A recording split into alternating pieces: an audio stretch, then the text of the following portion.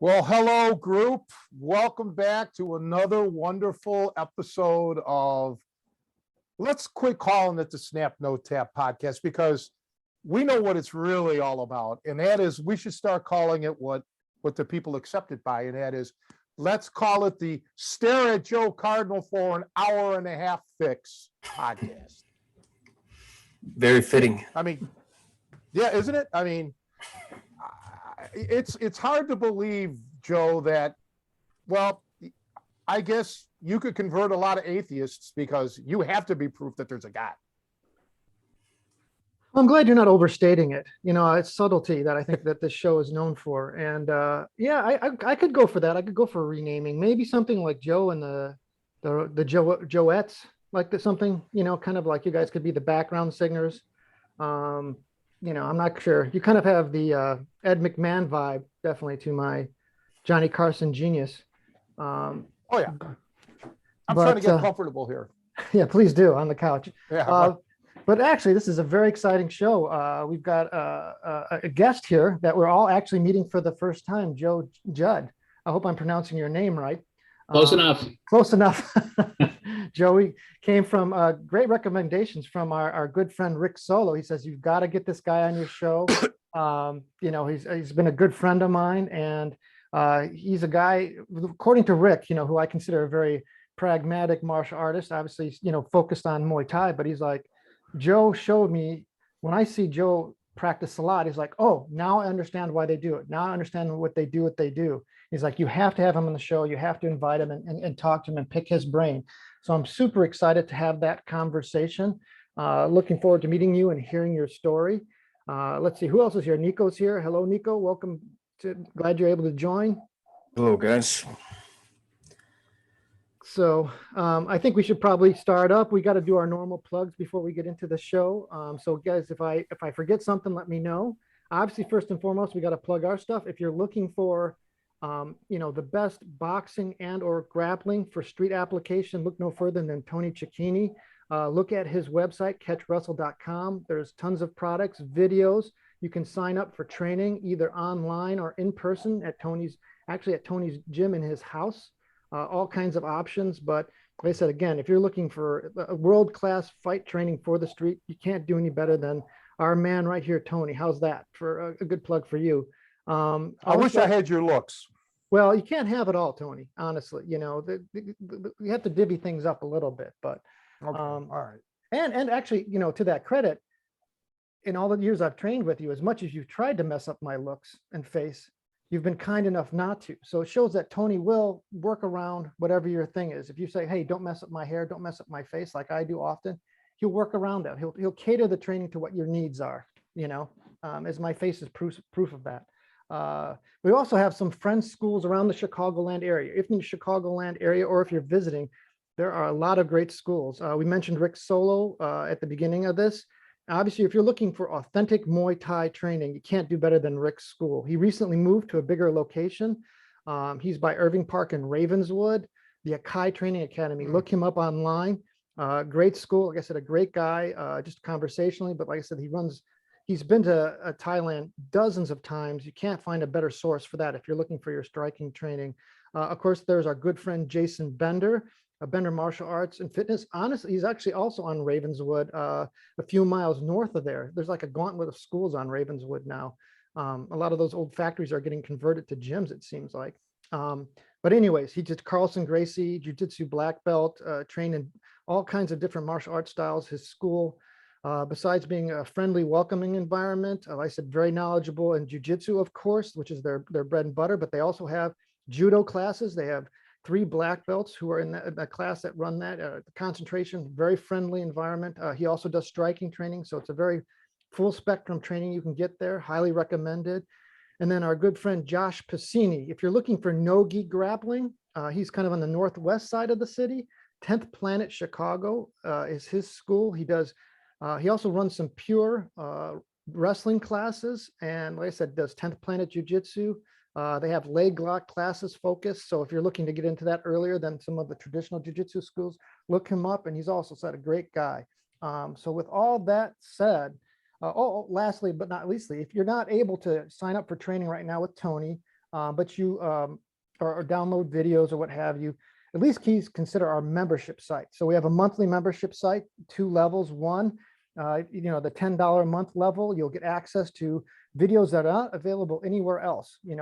Training sessions with myself, Tony, and Brian Deneve. We'll put up information there, and sometimes individual monthly videos from Tony. And at a minimum, we also have the $5 month level, which is just kind of a thank you. Obviously, this is kind of, like I said, the Patreon model of business, where it's like, hey, we appreciate the free content you're putting up on your YouTube channel. We like the podcast, and we want to support this. We want to keep going. So it's your way of saying thank you. It's really a way of helping and giving a nod to Tony and what he does and supporting Catch Wrestling. So please consider that. Okay, with all that said and done, let's get to the meat of this. So I'm very excited about this. Joe, again, it's a great pleasure to meet you. Very excited to hear your story. I think probably let's start at the beginning, Joe. You're a Chicago native. Tell us where you started, when you grew up, and what sports were you involved in, if any? Sure. Well, first, thank you for having me here. And I have to say, being from Chicago, this is kind of like being from Gotham City, right? and having Tony on the call here is like having Batman sitting there in the corner, which is really, even though how entertaining it is to me, right? I don't like that, because that kind of implies I might be Robin, but I don't. Well, you should be trying some green spandex shorts out. I think it's a good thing. Good look for you. And Tony, don't worry, my face is already messed up, so you can do whatever you want. Happy to see some of that. But I started out in judo. I grew up in the Chicago suburbs, and it was the only high school east of the Mississippi that had judo as PE. And wow. Yeah, and it was a guy named Sensei Ben Wasman, who was a PE teacher at the school, and he led a pretty good team. We competed at least at the state level, and had a pretty large group. And I just dived into it. I was on the judo mats in the morning, at night. My senior year, when I could have graduated early, I just took 3 hours of judo every day, right? Oh. Because it was big fun.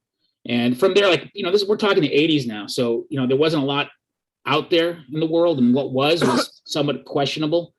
So like a lot of people, I bounced around a little bit, tried some, Japanese Kempo and some made up Kung Fu style. And then I found the Kyokushinkai guys and tried sparring with them on sparring nights, and realized, wow, this made up stuff probably is not a rational choice. And started researching and looking what was out there. And that led me down this deep rabbit hole.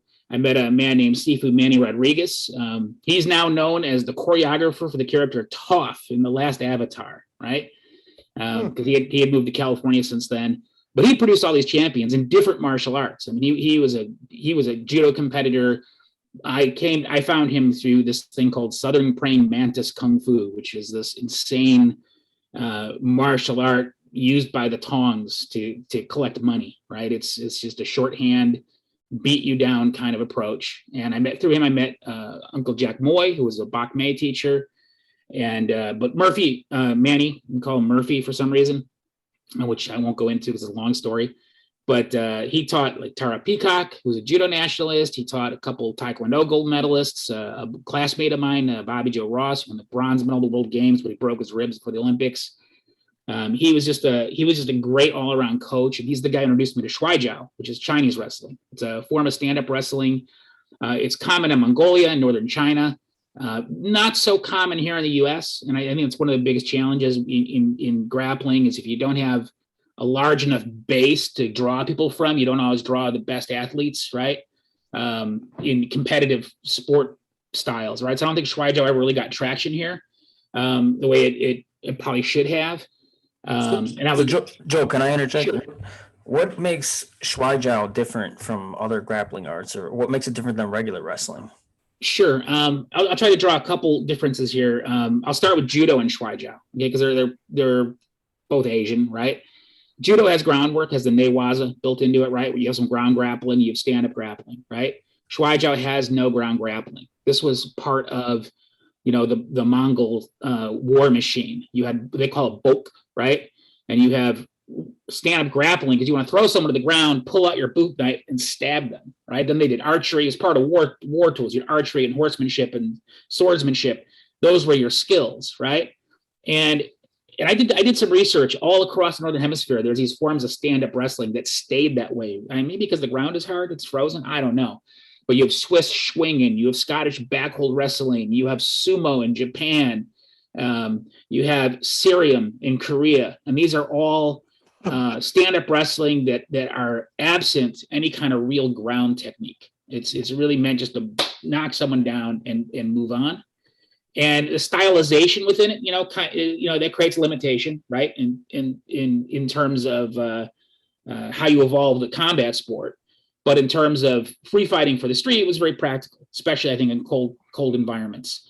You get the more southern latitudes, going to the ground is much more common. I think that you have Persia and Greece and all these other areas where wrestling really evolved in the West.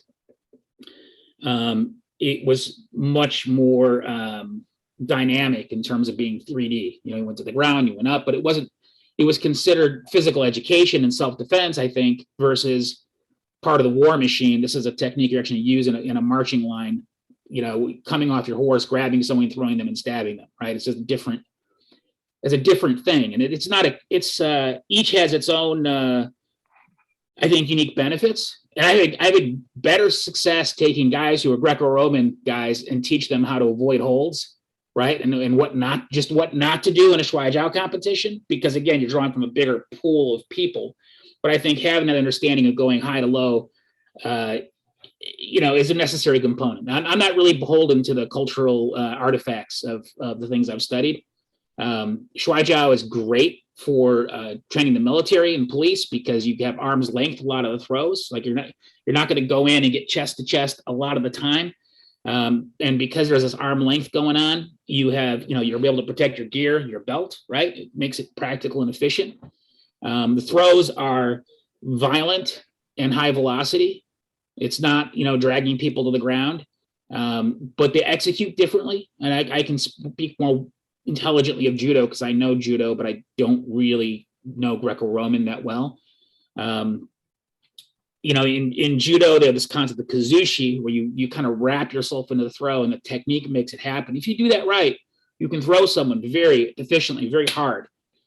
In Schweijao, you're kind of like mugging the person. You are using them as the thing that you swing your weight around, and you use your weight to draw them into the throw and blast them with a velocity throw. And then there's all these positions that you can take that if you understand them, they call it, the Chinese are very dramatic in their naming of things. They call it black hand, right? You have these black hand techniques that you can turn into locks and throws and breaks, which I think is common to any good wrestling culture, right? You have your way of practicing, and then if you're learning from the right kind of teacher, you can see how this is how I use this for self-defense, this is how this works, right? So in summary, Schweijao is stand-up grappling, has no groundwork whatsoever, good arm length, integrates really well with pretty much any kickboxing kind of technology that you'd use, because of how it uses that. It also made me really successful in what they call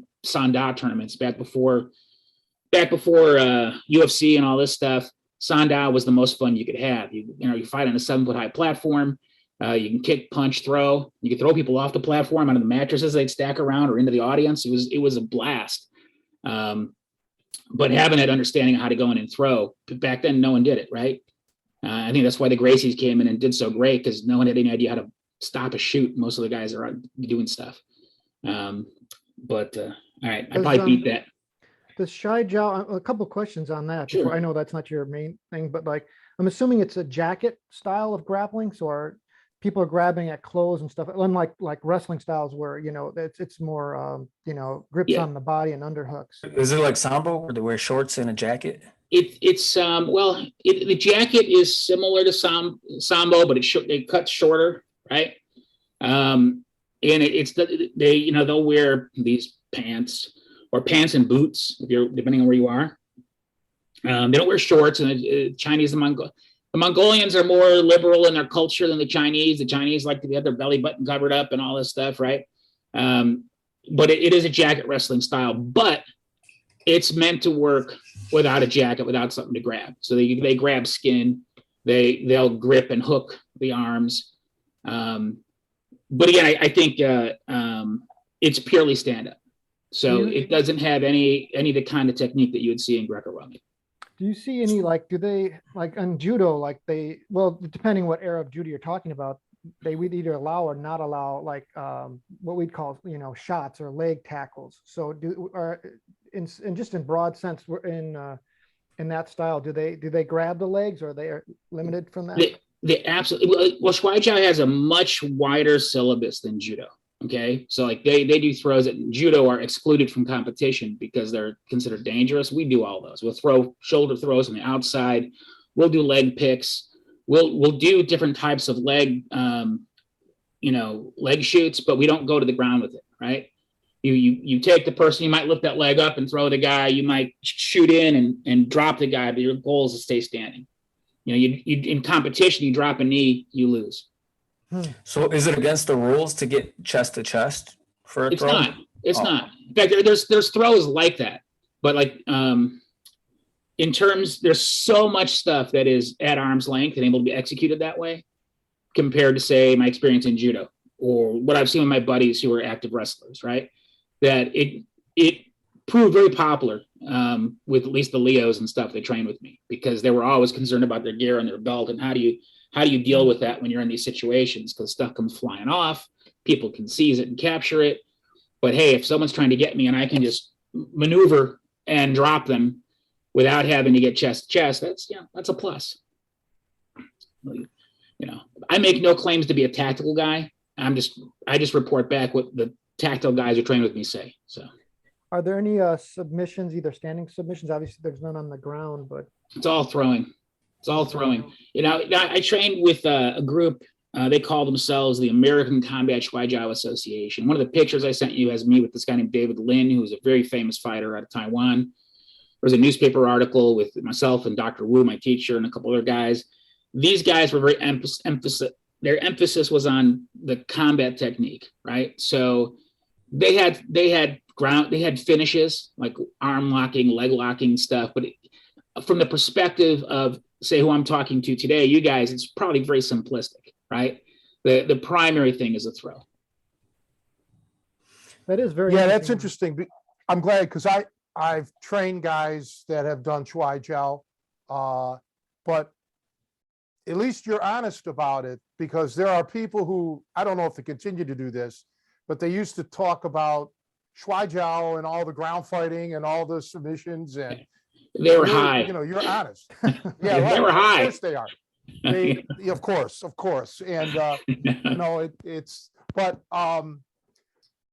there's China, or Chinese martial arts has China, which is a form of their jiu-jitsu-ish, Japanese jiu-jitsu-ish joint manipulations and so on. But I think people in America, we probably tend to not realize just how vast the country of China is, and so many different styles of martial arts. You could study one style without ever even knowing anything about another one. Yeah, and there's wide ranges. Even in China, there are wide ranges of what's functional and what's not. In my opinion, and I'll probably irritate a bunch of people with this, but in my opinion, there are certain cultural things that negatively impact the martial arts, like this idea of face and not losing face and being afraid of losing face. The idea of putting yourself on a pedestal to establish a certain reputation. These are all things I've observed. Like my students, I'm older now. I still practice with my students, and I don't do as good as I used to because I'm older, and I train my guys to be good, right?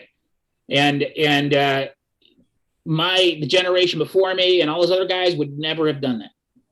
Well, except for David Lynn, he would have, and he still would have kicked your ass, right? Because he was just a vicious guy.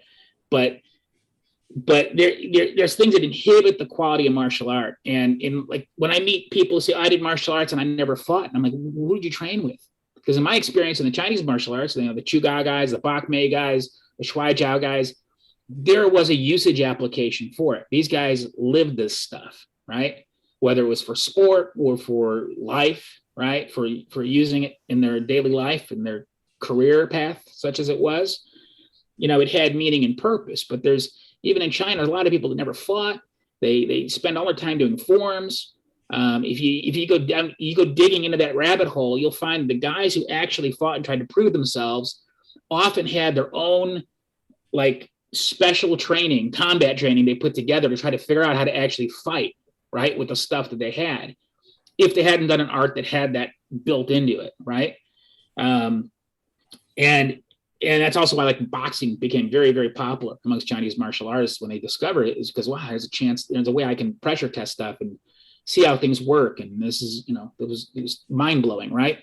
And I think the same thing happened in Japan with judo, with Kano Jigaro, where he simplified and made the process, you know, quote unquote safe, right? So that people could free practice. You know, and free practice, you know, everyone now goes, oh, we discovered aliveness. Yeah, they discovered that hundreds of years ago, right? And if one of my Silat teachers is correct, the arch enemy, this is why I'm so happy to be on with Tony, the arch enemy of this school of Kuntao Silat I came from were sailors from Kentucky who did catch wrestling. Wow. Yeah. I mean, it could be an apocryphal story, but that's what I was told. He goes, yeah, you ever meet a catch wrestler? He goes, learn from him. You know, there's a story from my teacher, you know. So and it's kind of interesting when you bring up about, because even in this country, like now, you got guys who, well, they'll call it fighting, they'll compete, whatever, but it really has no semblance to fighting anymore because it's so antiseptic. You can't do this, you can't do that, da da da da da. You're not a fighter. And sadly, some of these guys actually end up getting in street fights and get, you know, just destroyed because they're not prepared, because their training doesn't prepare them. They're just absolutely zero combat aspects to it. You know, it's all sport oriented, sport. And that's fine if that's all you want to do, but don't confuse the two, because we've discussed that on this podcast before. It is a difference. And it is, this is an old discussion, and it happens in the West too. Like there's a book called Secret of the Sword. I forget, Aldo Nadi or something is the author. It's a great book written in the context of a series of drawing room conversations. And it's a discussion about fencing. Fencing is sport, fencing is combat, right? And you have the combat guys who, kind of end up in their corner, but don't really get liveness, right? And it atrophies. And you have the sport where it becomes about winning according to the rules, and it atrophies and becomes useless. Yeah. And in real life is somewhere in the middle there, right? You have to have elements of liveness. You have to have a way to train that safely, but you have to have the combat art because it makes a difference if you want to actually, live. So I agree. And you have to implant the seriousness of what real combat is all about. And a lot of times, again, in the sport world, it's funny to me because I always came from a real world. This is all about learning how to kill a man and not get killed. So I was just the opposite. I never had a sport mindset as far as the wrestling aspect of it. Maybe for the boxing, but boxing even was more about this is what you could do on the street instead of just doing that. Use the elbow or whatever. Yeah. Well, and unfortunately, as I said today, in general, MMA, okay, those guys, that's more combat oriented, in a way, much more than just sport grappling, which, is kind of puts you in a corner, you're limited. But, back in the centuries and centuries ago, the wrestlers, they were more combat oriented. They did biting and nasty stuff. It was more than just, hammer locks and toe holds. Absolutely. A fun anecdote here is, I'm not sure if this guy is in a relation or not, but he has the right name and he comes to the right part of Germany. But Otto Judt, right, which is, if you go back in time, scholars proved how clever they were by spelling things differently, many different ways in a document. So the spelling, my last name is actually pronounced Judt, right? Originally, I say Judt here in America, but it's spelled different ways. But Otto Judt was the first combat wrestling text ever written in the West. He wrote this book. Wow. And it's this was I think it was like the 1500s or something, like 1400s. Oh. And don't quote me on that because I don't actually remember. Okay. A buddy of mine in Sweden found it and pointed me to it. He goes, "Hey, is this guy related to you?" And I'm like, "Well, it's from the right area. I'm sure if you go back far enough, we're all related. So who knows, right?" But it's interesting to read it because it has that. I think there's certain things that when you see grappling-based martial arts, people talk about things like opportunity, right? And how you make things happen. And there's different terms for it, different styles, and that's something that is overtly taught in grappling martial arts, and I think is not taught overtly in fisticuffs until you get, farther along. And I think it has to do with the difficulty of feeling what the other person is doing. In wrestling, you can start out. In grappling, you can start out right away doing certain things and feeling it and getting your body. In the Schweijao, they have a term called Schweijao, right? Which means the thrower's body. You get a sense of that feeling and you can do stuff. And in striking arts, you better be pretty damn good before you can start worrying about your strategy. I was just a random thought, but but then from Schweijao, I was in Schweijao for a long time. I competed actively, won a couple of big Sanda tournaments. I was pretty well known for this stuff. I sent you a picture at one point. I was reached out to by the Taiwanese consulate in Chicago, and they went down a list of people, and they ended up with me because Chen Shuai-bian, whatever pronounce his name, was running for president of Taiwan at the time. And in LA, his fundraisers were invaded by street gangs who were hired by political opponents. I'm not going to say who and stuff here because I don't want to have, a particularly angry foreign government angry at me because I travel there sometimes,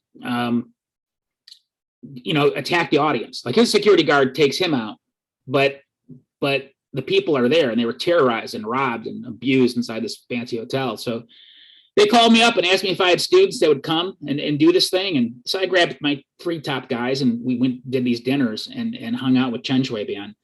And it was fascinating talking to his bodyguards, right, during the dinner.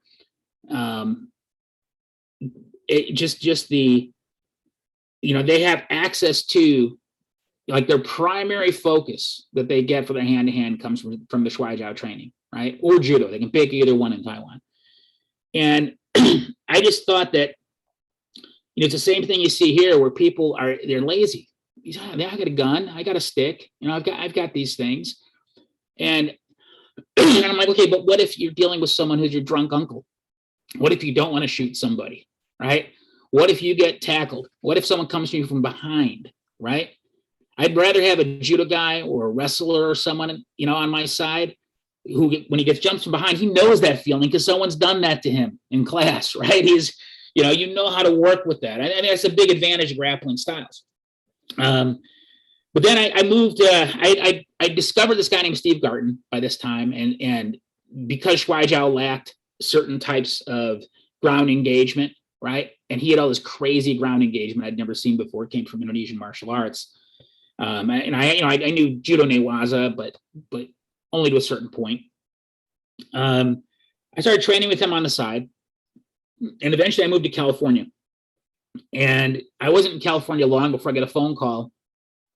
And I hear his voice. I'm not a phone call, but like the buzzer rings, but I have to answer the phone in my apartment building at the time. And I hear Steve's voice. He'd moved to the same town. And he was there with a guy, a good lifelong friend of mine. His name is Vince Brown, is an amazing martial artist. The guy is he can punch like a demon. And I just started training this guy named Steve Garten. Steve Garten was a student of one of the Tuarez brothers, who I also ended up training with. I'm not going to name his name because these guys are so political, right? I was also a friend with his brother, Victor, and a good friend of mine, Mike Roberto, who I trained with for a good while in the infamous Kuntao Silat Sarak, right, which is another big political world. But my interest was honed by my background in sport fighting and in practical usage. And also in Chicago, I trained with Nate Defensor, who was a big FMA guy back in the 90s, one of the pioneers in Chicago. And so this stuff blew my mind because here's Steve. Steve had 10, 20 years on me. I was a Sanda champion. I had fought in the ring consistently and won. I had done all sorts of other crazy stuff that only happens in Chicago. As Rick puts it, he goes, "What kind of idiots fight, on concrete and don't wear gloves?" And I'm like, well, that would have been us, right? And Steve basically was like fighting a raccoon that was let loose in the room. And I jumped on a stack of chairs that was in the room to get away from him so I could figure out what the hell was going on here, right? This guy with a ZZ Top beard, and he's just like, "Hey, brother, you want to try me out?" And I'm like, "Yeah, I'll try you out. Why not?" So right then and there, I was sold and went down this rabbit hole with this Dutch Indonesian martial arts, right? And I can't speak to classical, authentic anything. I can only speak to what I trained with, right? Which was with predominantly with Steve Garten, along with my good friend, Guru Mike Roberto, who's a Sarak guy, who's a student of Victor's, and he trains now with these Dutch uncles who are just phenomenal over in Holland. And then my personal time, I lived for a while in Victor's school because I took a job in LA and he had a room for rent. And I said, "That's awesome, right? That's a great opportunity." This guy was insane, right? But again, very tactical, very practical minded. This guy was, if he, some people say, "Oh, he made all this stuff up." If he did, he was a bloody genius, right? I had all sorts of fighting experience, and every day I walked to the class going, "How did I not see that? How did I not understand that? How did I never see that before in my life?" Right? Such a simple idea that makes this so much easier. And that was probably the big attraction to me is where before I always felt like there was this game I didn't understand when the fight began. And when I trained in this Kuntao and Silat, so these particular schools of Kuntao and Silat, there was this really deep study in that first quarter second of the fight and having it set up in such a way that the decision tree was reduced down to the most simple things. And again, just like in the grappling, we talked about earlier, where, in grappling, you have this idea where you can set your opponent up by what you're doing. These guys were setting up conflicts, and not just 1-on-1, but 2-on-1, 3-on-1, 4-on-1, in ways that were actually rational and worked from my own personal experience. So it was really quite fascinating.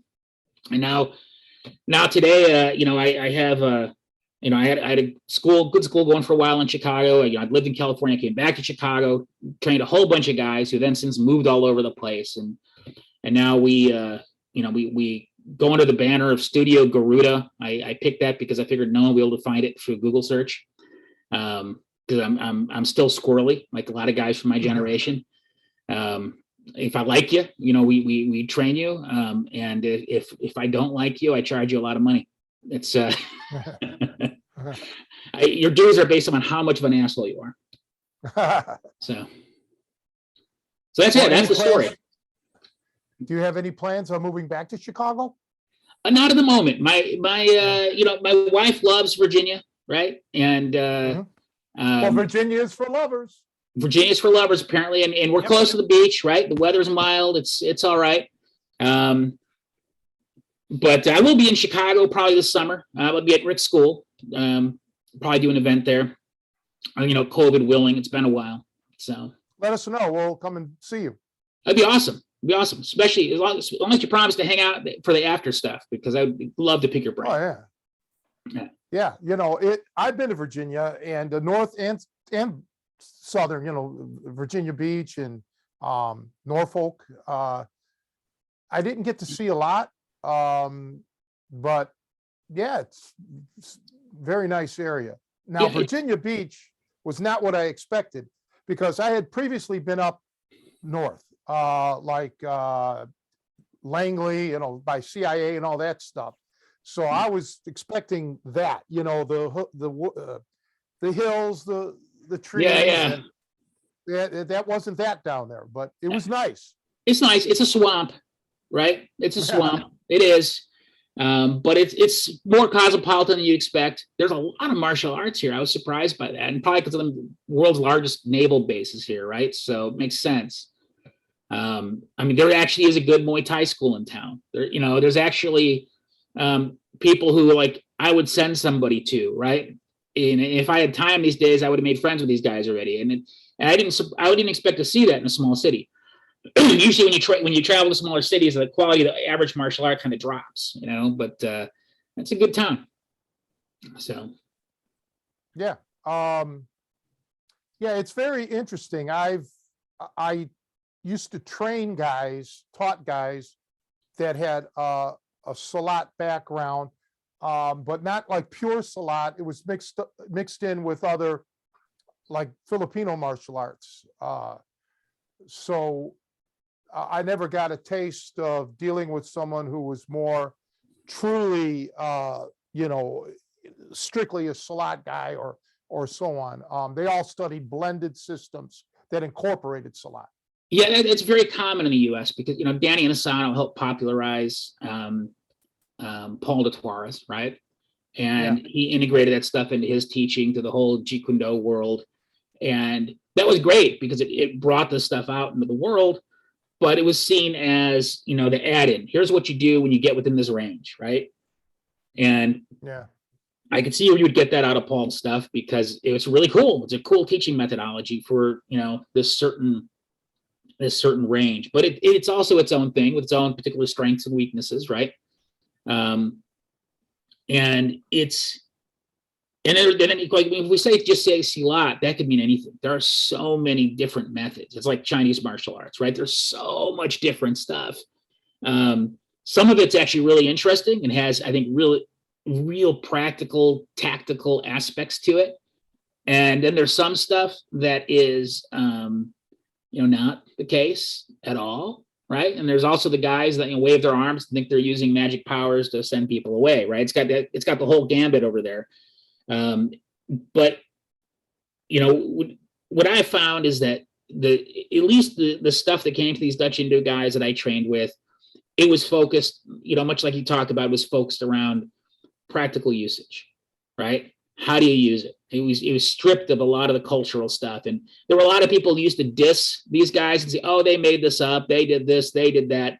And now recently, thanks to the magic of YouTube, with people making videos all over the world, I can find different groups in Indonesia that are doing the same damn thing. I mean, it's virtually. I mean, the choreography of their what they call them jurus and lankas and Indonesian martial arts, but let's just say form, right? May be different, but their usage, their application, their strategies are virtually the same. I mean, it's there's clearly a stream of thought that matches what these guys taught here.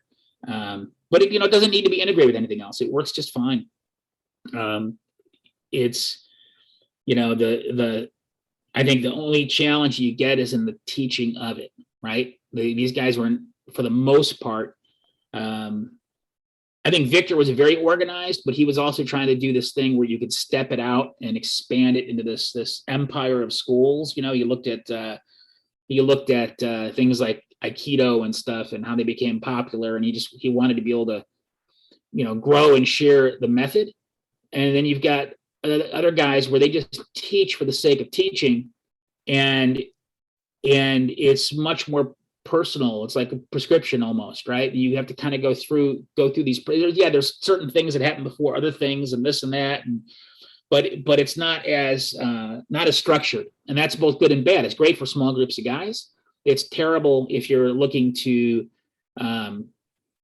go out and I think there's an expectation. This is a funny thing. It's like in martial arts, I could go open a kickboxing gym tomorrow and have a general structure of my kickboxing, and people wouldn't expect to learn a new technique every fucking class. Excuse my language. I'm from Chicago. Every fucking class in order to get a belt or a piece of tape on, whatever. I see all this crazy stuff going on, right? But in combatives that are taught to the public, there's like this expectation of this memorization list as if that's going to save your fucking life, right?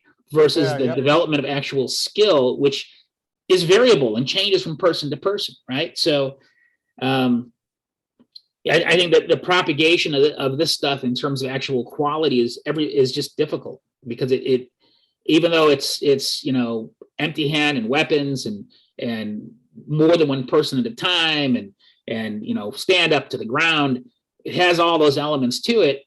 It's very hard to take a group of people, and I tried this, right? I tried teaching publicly, and it was just a disaster, because 3/4 of the people in the class have no capability whatsoever. They need to go into like a Feldenkrais class or something, learn how to fucking walk, right? And touch their nose and pat their head at the same time, because they hurt themselves doing, just by walking, and much less actually doing anything. And then you've got the people who, this new thing I've discovered is you have people who are just very arrogant about what they want. And they'll say, I want to do this, right? It's like I came into your class, and I'm probably closer in age to you than I am to your students. And I say, I want to do exactly what those young guys are doing. And you'd be like, why would you do that? That's stupid. And I go, well, I want to, I need to do that, and you respond to that. It's like, well, wait a second, I get it. I'm here to teach you. I get it. I'm here to give you what you're looking for, but you don't know how to get there. But we this generation of people now who are like, in my day, you shut up and you trained and you tried to figure it out. And I'm sounding like an old man now, because I am. But there's this new generation of people who are very arrogant about what they want, to the point of they start hurting themselves. They're doing things they shouldn't be doing. They're insisting upon accelerating themselves. And I'll tell you, I don't have the patience for that. And I don't know how people would ever structure that. So I tend to look around, and when I look around at the martial arts that really get my attention, it's groups like yours. It's groups like one of my students, this guy John Gill. He's a well-known Shotokan karate and judo guy in Texas. He comes out of this really good judo club in San Antonio, run by this Dutch Indo guy who was an Olympic champion. He's found some Czech judo guy, senior citizen, living in the swamps 3 hours away, who's like the best judo guy you've ever seen on earth. And this old man has, I call him, he's probably not that, he's probably 20 years older than me, but he's got a handful of students, and he's got all these mad skills, and I just don't see those skills, out in the general public. So there's also a disconnect, I think, between mass martial arts and this old school stuff, right? And that funnel has been getting smaller and smaller and smaller every generation. When I was coming up, you have a fairly large class in any one of these groups. Now you see these guys, they got 4 people, 5 people, right? So it's, I'm getting all depressing. Someone quick, change the subject. Well, I can't, because I agree with what you're saying, and it's kind of been stuff like I've preached. So I'll touch on a couple of things you said. Earlier, you were saying about guys, and they made this up. People accuse them of making this up. Well, that's what YouTube is all about. I see people, making things up. They proudly proclaim that, look at this new technique. So this is going to tie into your always learning a new technique thing. So, okay, your technique that you came up with, congratulations, but it doesn't work. It may work against your beginners or your small pond people, but it gets really frustrating, right? Because you see this all the time. They're just making shit up as they go along, but they have the ability to do that because they do have some credentials, like they're ranked in the style that they're affiliated with. But yeah, I just look at that and I shake my head. I'm like, man, this just won't work. And these guys some of them are very famous, big names. And we've talked about this before. I've had a couple of my students try to put one of those moves on, and I just instantly, without ever seeing it before, just counter it. And it's because, I understand the philosophies and the mechanics of actually fighting. And this will tie into my last thing. I don't like these, I'm vehemently opposed to these systems that teach you a little taste of something. Like they'll teach you a little boxing or I'm vehemently opposed to that, because that would be like akin to learning, like to study a foreign language, but only being taught certain phrases. Okay, so you might be able to say, "Hi, you look beautiful today" in French, but now what? You can't actually hold a conversation. And that's what happens with these styles. You'll get a little taste, and that's fine. Maybe that'll lead you down the path to actually immerse yourself. Hence why I've said I've never trained anyone who was a pure Silat guy. They just had little tastes of it. So it's very unfair of me. And I never judged Silat based on these people, because they didn't know enough, and they certainly weren't skilled enough to be an accurate ambassador to the style. So I look forward to watching you and meeting you if you make it to Chicago. And if I can get somebody to watch my mother, I'll certainly come down. But yeah, this making things up, and that's like the big thing now. Everybody wants, it's about techniques. Forget it. It's about application. Like boxers, I always talk about this. Boxers know five or six punches. Yep. That's it. There's not 1,000 different punches or new ones coming up all the time. They're just excellent at, establishing how to move and all the other stuff. That's all you need. Yeah, it's absolutely true. I mean, there's a couple things there. Like in that last point there, it's like, take Schweijao. There are something like officially 689 techniques. Wow. I said, no, there's 13. You know these 13 things, you have all 689 of the others, right? And then you drill that down to 4.5 things, right? That if you really understand that, then you can build this out. And that's what I found fascinating about this particular school of Silat, is the decision tree. Instead of having to worry about, is he going to shoot, which is going to kick, is he going to punch, is he going to do this, is he going to do that, the decision tree is reduced down to 2 things. And that just so simplifies the process that it's efficient, right? And it's not boxing, so it's not 5 techniques, it's a bazillion, but it's built within this meta motion, this movement. They have this practice called jurus. I mean, people look at it, oh, that's a form. Like, not exactly. What you're doing is you're greasing the groove. You're coding your body to do certain things in terms of understanding how to alleviate and generate force, how to take and give and receive. And when you drill that, and then you're using it in your practice, right? It gives you a very simplified process. It lets your body knows it. Your head doesn't have to, right? And I had a student come to me. He was a student of a very well-known, very popular guy who taught one of these things that was all piecemeal. You do this thing, you do that thing, you do this thing, you do that thing, you do this, you do that. And he trained me for a while, and he got very frustrated, and he stopped coming for a while. And he went to a seminar with the head guy from the thing he was doing before, and he came back and he goes, I want to sign back up again. Is that okay? I'm like, of course it's okay. Well, I know what's wrong with you. Come on in, And he goes, I go, what happened to you? And he goes, well, I got frustrated because it was just so weird. It was the opposite of everything I was ever taught. It was like the opposite. Everything you said was the opposite. And he goes, but then I went to the seminar, and all this stuff that I could never make work that I was learning before, all of a sudden was working for me. And I realized it was what we'd been doing, made it work for me. And he goes, so what do I have to do? And I said, well, just do what we do, and just pay attention to actually the warm-ups and the 2-man exercises, because that's where you get your attributes. That's what matters. And don't forget your weightlifting. That's holy cow, people saying weightlifting has no place in martial arts. Are they nuts? Right? That's a whole topic right there, right? I've met so many people go, oh, you shouldn't lift weights. I go, are you high? Because I work behind a desk all day. I need to lift weights, or else I'll be as fragile as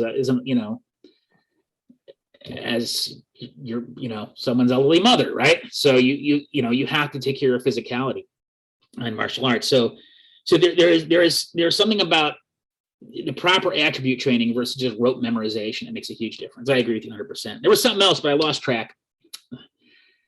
Well, no, we think a lot alike like that, but it's the attributes, it's the understanding the principles.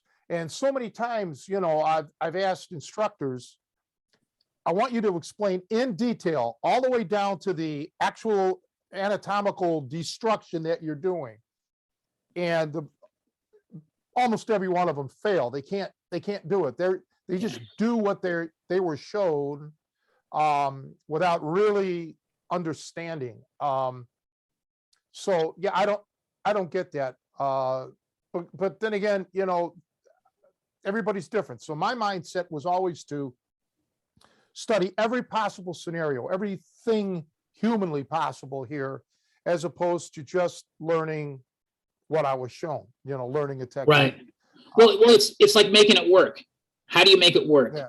I started out doing judo and this Southern praying mantis stuff, which is these funny looking things they do. And I heard people say, oh, that stuff would never work against the boxer. And I'm like, I spar with boxers all the time. And they're like, but you don't do that in class. You don't train against boxing in class. I don't have to. I figured out what the principles are of what I'm doing. I play my game. I don't try to play their game, right? And it's the same with each of these things, is that if you understand your game, you can use it against virtually anything if you have an understanding, some degree of what that game is, and you're not slow and stupid and unsophisticated, right? You have to be able to apply what you're doing, and that's another piece that I think that often gets missed. I used to say I can take almost anybody and make them better at what they do just by showing them how to think about it, right? Instead of being focused on, what's my next belt promotion or what, did I get this 100% correct? It's, can I pull this off? What happens when I do this, right? What do I have to think about in terms of how my body works in order to make this work? And we all got 2 arms, 2 legs, and a head, but there's some guys that are born with a natural proprioception that is just ghostly and scary, right? They're naturally strong. Everything's connected and working properly. For the rest of us mere humans, we got to study and figure that out. How do we connect ourselves so it works properly, and be able to apply that? And sometimes that's the gap. That's the gap. You see people doing these techniques, but they never lived the life of the guy who used them before. They weren't that fisherman. They weren't that guy baling hay. They weren't that guy living in the streets of Johannesburg or whatever, right? They just weren't. Taiwan. They weren't that guy. And so they're a guy like me sitting behind a desk. You know what? My life sitting behind a desk is in no way going to prepare me to go play my Kuntao Silat, right? I have to do all this other stuff to have the body for it, the structure for it. Now, I'm more Sammo Hung than Bruce Lee by any stretch of the imagination, right? I like having a good time. It's just, it's part of it. But I annoy my doctor because I can for fun, I'll annoy him and, kick over my head and drop down and do some crazy Haramau thing in the doctor's office when he's trying to give me my physical exam. But I could never do that naturally, right? It's not a natural thing.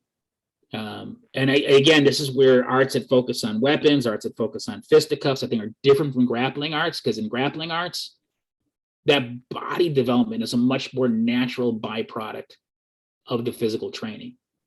I believe that because I came up through grappling styles.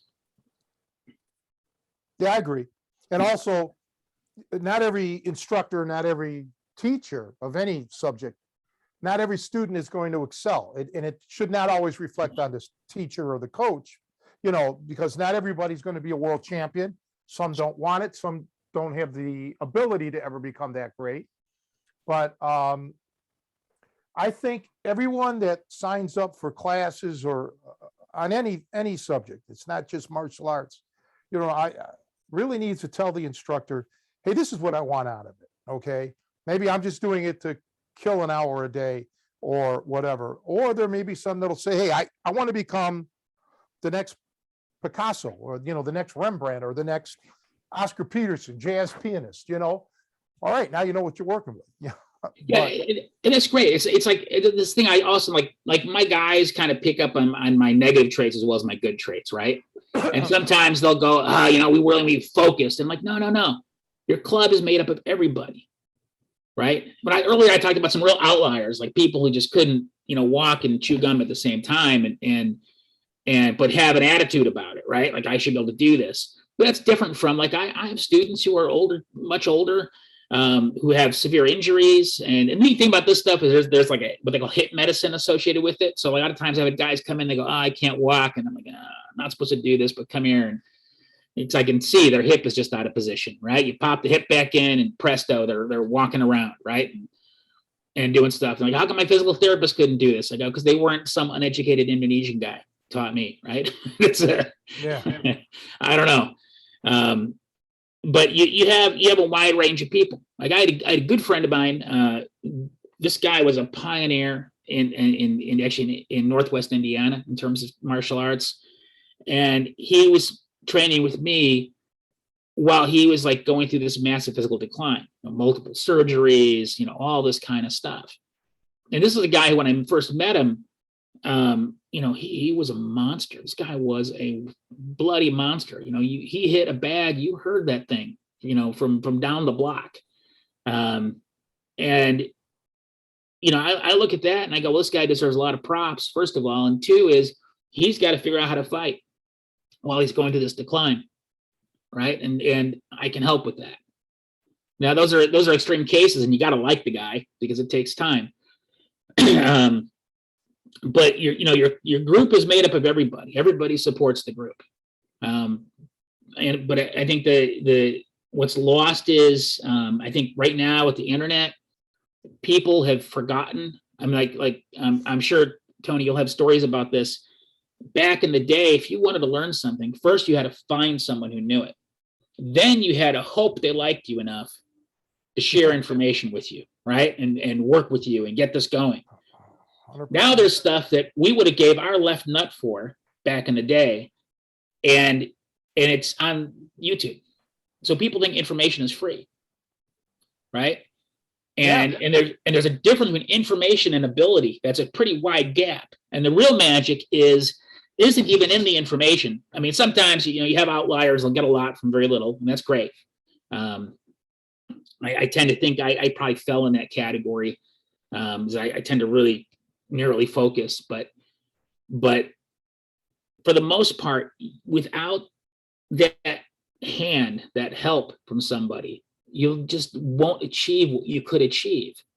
And the importance of that, I think, has been lost. We've become a world of self-directedness, which has advantages. And I'm not saying let's get rid of those tools, but I think it's changed the mindset, and that's a shame. And I think not having discover something and then go chasing after it, I think also takes away a certain amount of the realization that every day counts.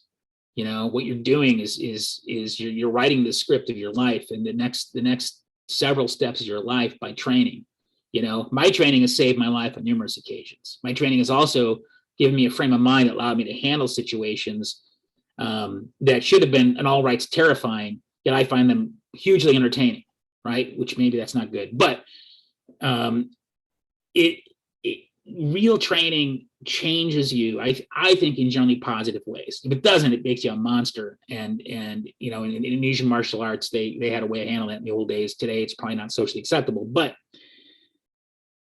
I think that transmission and that idea of having a real coach, someone who can actually guide you, has been diminished by the modern society. And that has created something that I'm not sure how it's all going to play out.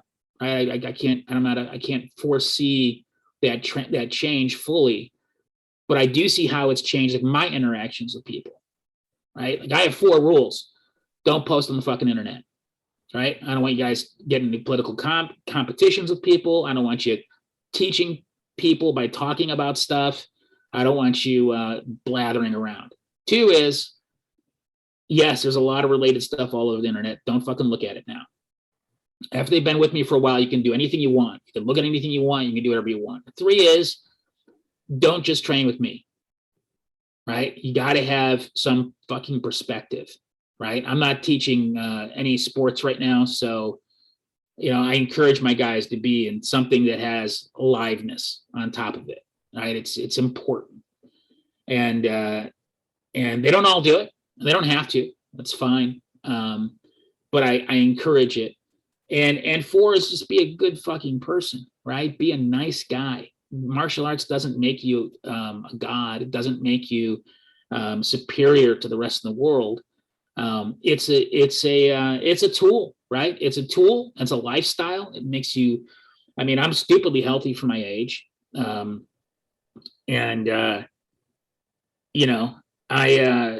I still foolishly think I can play with the youngest of the young and do it, right? And I attribute that to the martial arts. My parents at my age were on their way out, right? So that's there's something to that, and I think these things are just getting lost in that bundle. So I hope to encourage people to find a teacher like yourself, like Rick Solo, like Rick is teaching Muay Thai. Rick is also one of the highest level Krabi Kabran guys in the West. He usually sends people over to his teachers in Thailand and stuff, but this guy knows he's forgotten more cool martial arts stuff than a lot of people have, but he's too busy training Muay Thai champions, right? I have great conversations with Rick all the time because I'm like that weirdo. As he calls it, I'm like the basement guy. I'm the guy who would come into his gym and teach in his basement to a handful of people and some of his guys, and then walk away because the general public doesn't understand what it is and it sounds like salad, right? And a lot of people wouldn't want to take the risk, right? But I kind of lost my way there, but there's all these people out here that have this tremendous thing to offer. And if anyone is watching this podcast who isn't already part of our groups, isn't training with Tony, isn't training me, isn't from Rick, isn't from the half dozen other people we've talked about today, I'd say, look, man, put the YouTube down for now. You can come back and look at it later, right? Or when you're looking at a certain thing, if it's on there, feel free to look into it, but listen to your coach, get to know your coach, understand what they have to pass to you, because that's where the glory is. I learn more sitting at the dinner table or drinking with my teachers sometimes than I ever did sitting in class. Yeah. Right. And that's where my interest in catch wrestling came from, was because my teacher goes, and in one of my teachers, he's like me. He talks about the fights he lost versus the fights he won, because they're the interesting ones. They're they're interesting because you lost. How did you lose? Why did you lose? Da da da da. Right. And he goes, my teacher warned me, and back in Indonesia, he goes, you got to watch out for these Kentucky sailors. They do catch wrestling, and they're meanest. They're mean. Yeah. And I'm like, I believe that if you know American history, I'm glad they're appreciated, right? And then the flip side of that is, listen to your teacher, be part of your teacher's thing. But then the thing is, don't be. Once you've learned something, once you've stuck to something, you mentioned this earlier, a little bit of this, a little bit of that. One of my students always comments, he goes, Joe, you learn entire systems just to figure out one thing. And I go, yeah, because I'm not interested in sports. I don't watch football or baseball or anything like that. I got nothing else to do, right? So it was martial arts all the time. And you dive into it, but then don't be in a bubble, right? We all have our strengths. We all have our weaknesses. We all have the things that we emphasize and things we don't emphasize. Sometimes it's a matter of a different teacher in the same thing. Sometimes it's a matter of looking at other stuff and it opens up your mind. I can't tell you how many times I looked at a different teacher doing the same stuff, thought I was looking at something new, and then went through my notes and realized I'd been taught that. And I just, it didn't click. It took seeing someone else's way of moving or someone else's way of applying it or sparring with them to go, oh shit, right? There's that thing. So I don't know, man, that's on this Sunday morning, that's kind of my spin on things. So it's funny. We do think a lot. I cannot wait to pick your brain, Tony, and see what you guys are doing.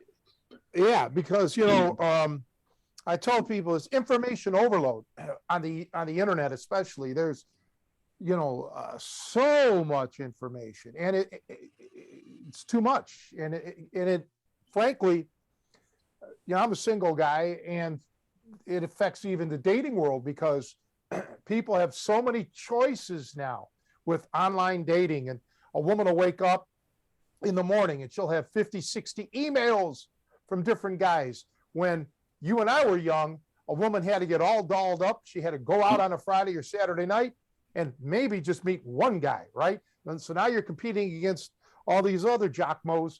It's pointless. It's futile. So that, and it's the same with I would assume the martial arts on the YouTube. I don't watch it. I refuse to, unless somebody once in a blue moon will send me something. But I'll go for music. Maybe I'll watch a guitarist play something, or an accordionist, or a piano player. You know, they're not out teaching. It's just their interpretation of a song, which I can, that makes it a little more palatable. But yeah, it's just simply, information overload. Of course, in my day, we didn't have that. If I wanted to research on my own, I had to go to the public library, which I did. But yeah, I just got lucky. That's all I can say with it. It seems like every teacher, not just fighting related, but music or whatever else I was into, I just got lucky. I met them by chance, and then sometimes through them, especially with music, I went on to other teachers. And yeah, it's just, for me, I've been lucky. But there's a lot of people out there that are still searching. And like you mentioned earlier, they'll go to a YouTube thing. They'll see, they're looking for confirmation bias. They'll find something or they'll hear something that they want to hear, even though it may not be correct, but it's what they think is correct, or it may not be as efficient as it could be. And that's no reflection. Sometimes it's a reflection on the instructor. Other times it's not. It's just, like you mentioned, the other instructor made it click with you. It's all about communication. But yeah, it's a fascinating.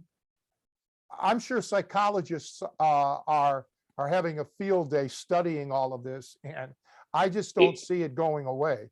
It's a radical transformation of our society. Yeah. You look at young men in college, they can't get dates because the girls can cop on Tinder and find a rich guy to take them away for a weekend, right?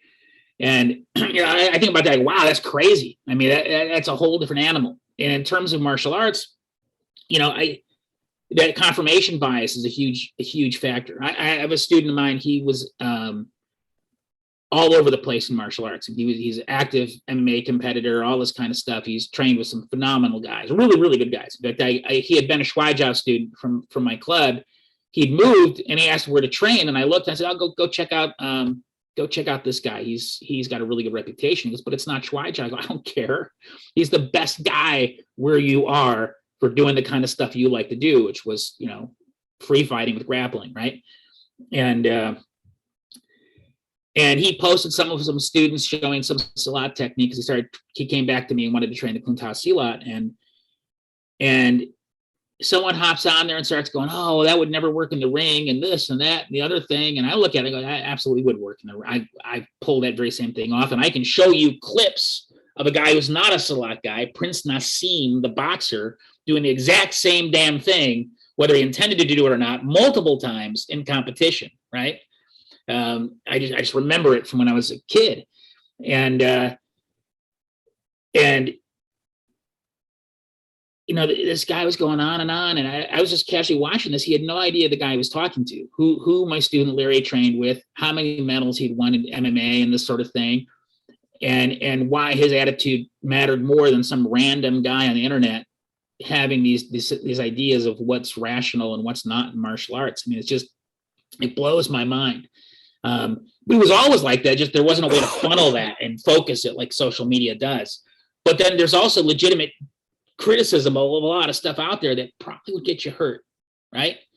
And that's there's a never ending tug and pull. But what I see is what breaks my heart right now is I look out there.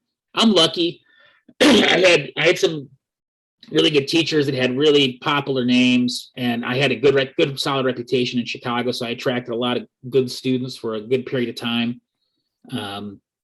But I see a lot of guys out there like that judo man down in rural Texas. I would, if that was 3 hours from me, I'd be visiting that guy. He's got, old skills, right? And then you just look at that and go, that just can't be lost. And in today's world, I don't think people value information enough to realize just to realize the benefit of finding a real teacher and leveraging it. So was Sadly- Silat developed for like a military art, or it's obvious by the way you're describing it? See, I don't know a lot about it. It seems like it's more of like a reality-based system. Was it developed for the military, or how did it come about? So that's a complex question. I'll start with how I met Rick Solo, which was we were both teaching at an event held by a mutual friend, and my friend said, "Hey, you got to meet this guy Rick. He's a really good Muay Thai guy. He's this and that. You guys would get along great." And he's a Muay Thai guy. Oh, great. So I'm from Chicago, so you'll recognize my style right away. I walk up to him and go, "Hey, I hear you do Muay Thai." I go, "That's great. That's Silat stripped down for sport." and he looks at me and he goes, "Technically, you're correct." And he goes, "I accept the bait." But the problem is, he goes, "I'm also an intellectual, so I have to have a conversation first, And anyway, the ball got rolling from there, right? And I love Muay Thai. I think it's a great combat sport, and it's closely related to actual martial art. I think it's fucking great stuff when it's done well. And Rick definitely teaches real guys, but there's an element to that. So there were these martial arts that were used with the military out there. Then there were martial arts, the Spice Islands, Indonesia, right? Or the Ring of Fire, as they called it, is this collection of islands. It's an archipelago, at least as large as the United States when you include all the water, right?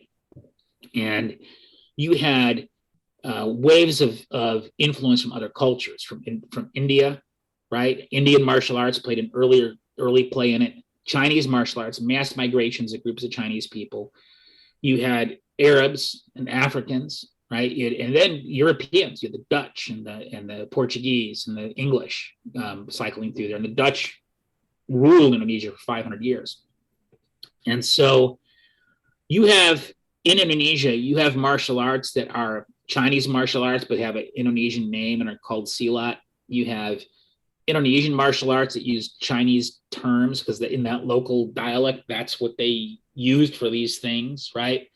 It's so complex that you can't say it's one thing or the other. What I believe about the methods I've studied is that they're heavily influenced by Chinese martial arts and just as heavily influenced by old European martial arts, okay?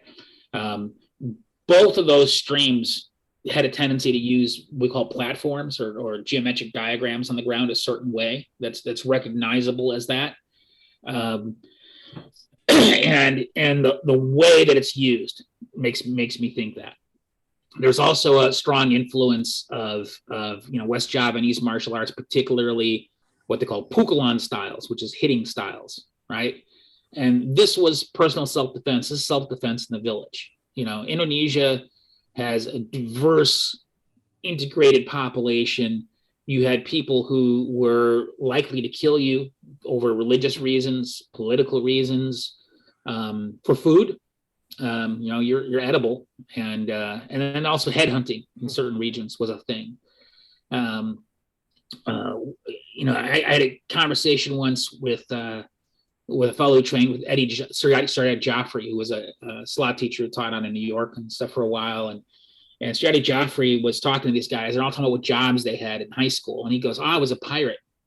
And everyone's like, ha, ha, ha, he was a pirate. And they go, what'd you do? And he goes, well, we got machine guns and rafts, and we went and seized sugar barges, and then we sold the sugar. And everyone's like, oh, you were a pirate. You were literally a pirate. So the martial art, had broad usage, right?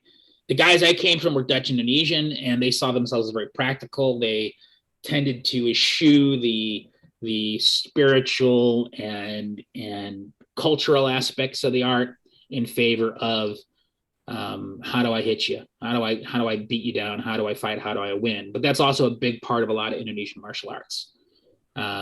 You look at different Indonesian martial arts, you see heavily big influence on like, here's how you ambush somebody, because that's what mattered to them. Other guys are like, here's how you defend yourself against an ambush, because they're fighting those guys.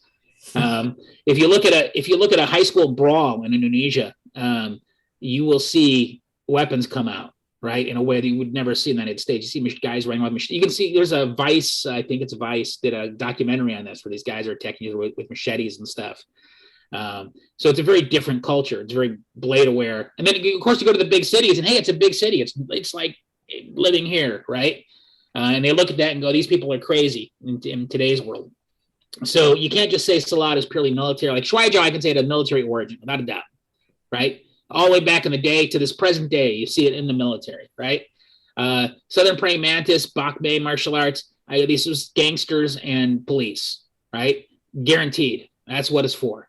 And you look at the Silat and you go, these were guys who were living in a very turbulent, dangerous era, constantly these cultures slamming together and synthesizing into different things to meet the demands of the pressures coming upon them, whether it's from how they are trying to live to the war they're living through.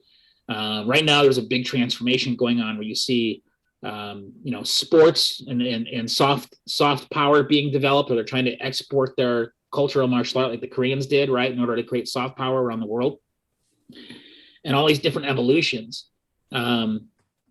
But at the end of the day, it's, this village, this grandpa, this guy, that guy, right? It was just part of life. You learned Silat to live. You had to, because traveling down to the next village was dangerous, right? People would try to hurt you.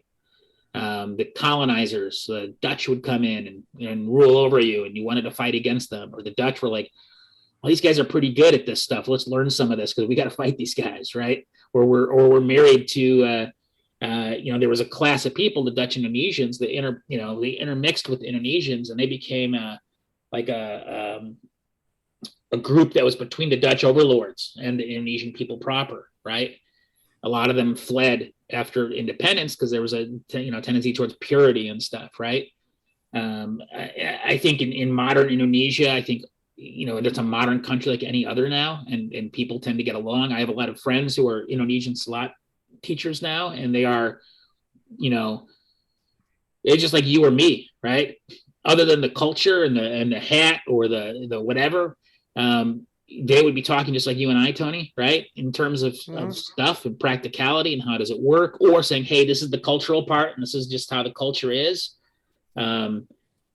So the evolution is there, but it's such a complicated, different thing. It's kind of like if I said, hey, where did catch wrestling really come from? You go to a certain point and go, this guy here, I don't know, who the legendary, source was. Then you go back and say, okay, what kinds of wrestling made that up? Where did that, where do these twists and turns happen? How do these things evolve? Well, I don't know. And if I just said that in terms of wrestling, right? How do you, we know wrestling came from physical culture, but in some cases it was a war art. In some cases it was training and self-defense. In other times it gets evolved into something that's purely cultural in different cultures, right? In Indonesia, it's all jammed together. I have no way of unpacking it. So for your style of Silat is called Kuntao, is that correct? Yeah, Kuntao Silat. That's like saying martial arts. Okay. And two different dialects. Because from your description and kind of what I've read is like Silat is like kind of saying Kung Fu. It's so broad that there's so many styles within that. But for your particular style, this is mostly an audio format, so we're kind of just trying to describe it. Is it primarily a striking art? Are there when they kick, or is there kicking? Is it lower kicking? Are there different stances? Things like that. Like if you were going to give an overview of what makes Kuntao Silat its unique, So if you were going to dive into it, it's the training methodology is built around first developing your physical self. How do you stand, right? Literally, how do you stand? How do you stand? How do you sit?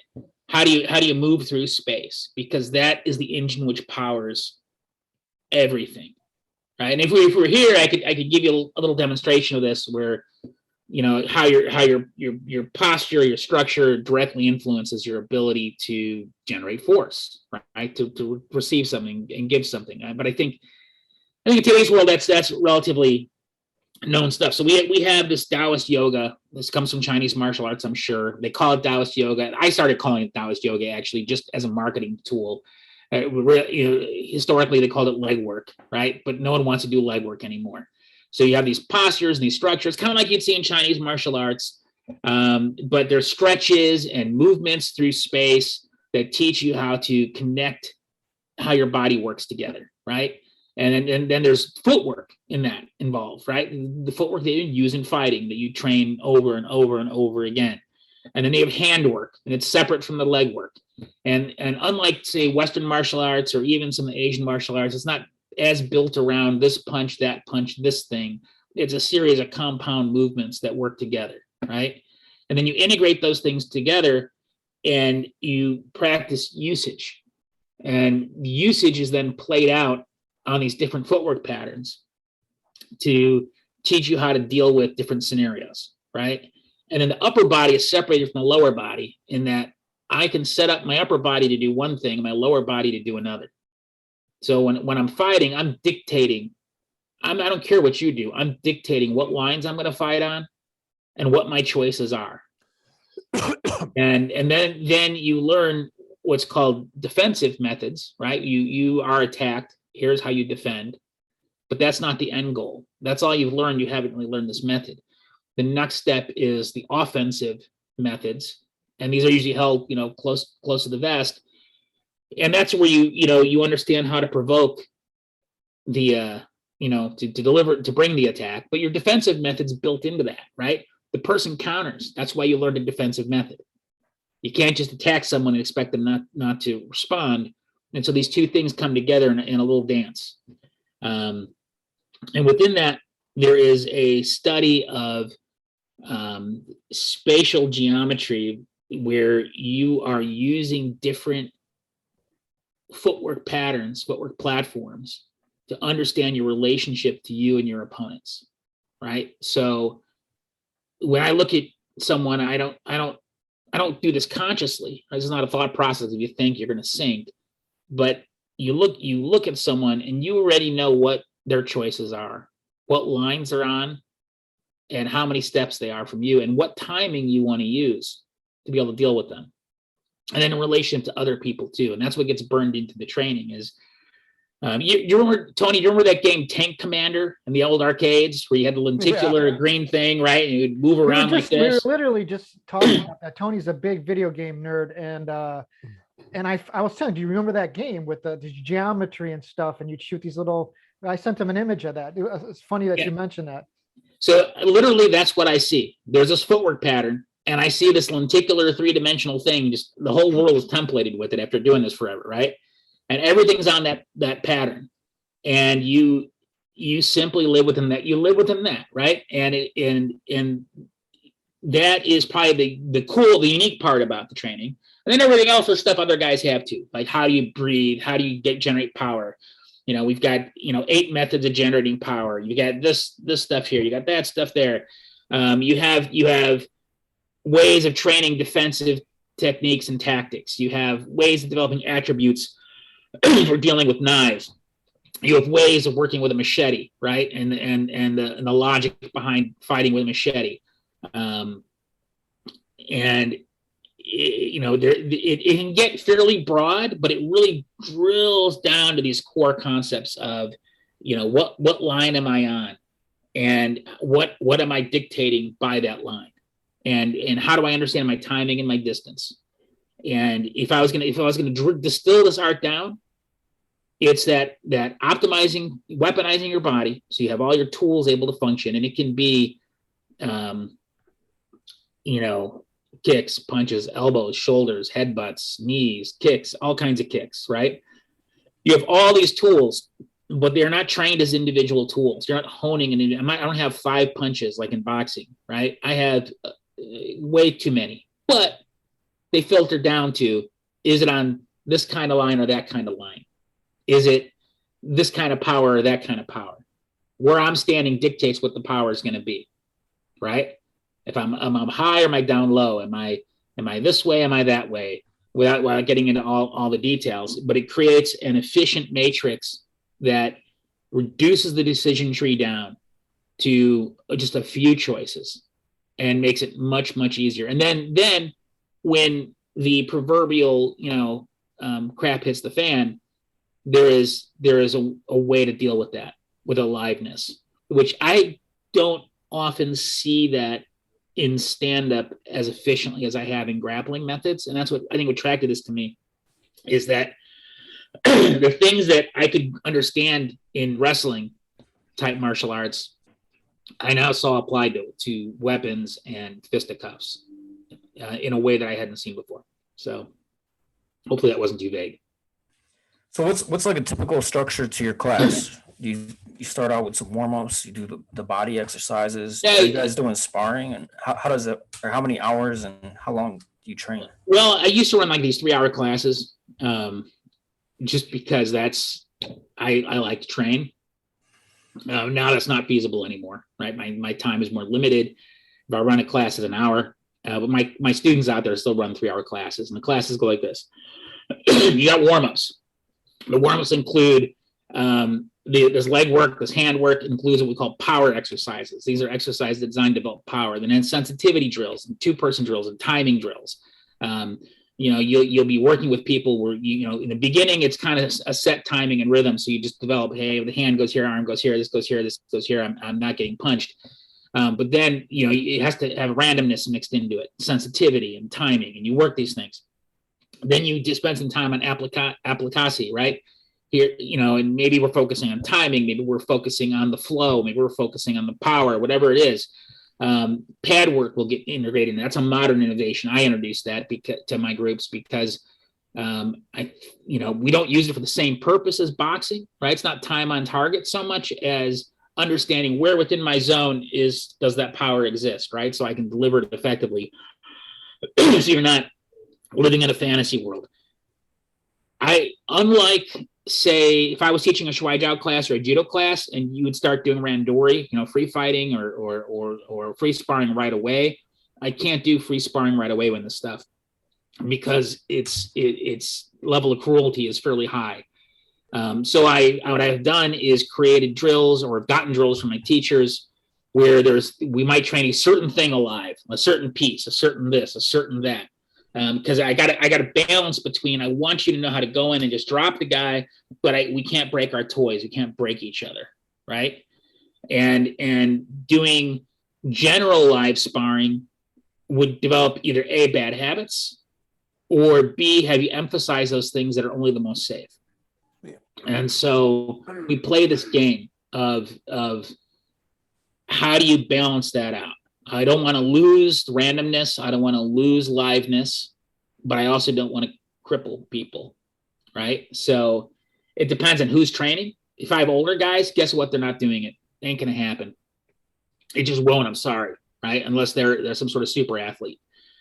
But if they are below a certain age, I usually start with machete, and we'll do that with sticks or short knives, which we'll put makeup on them. Or I just got these ones that buzz and shock you. There's a lot of fun.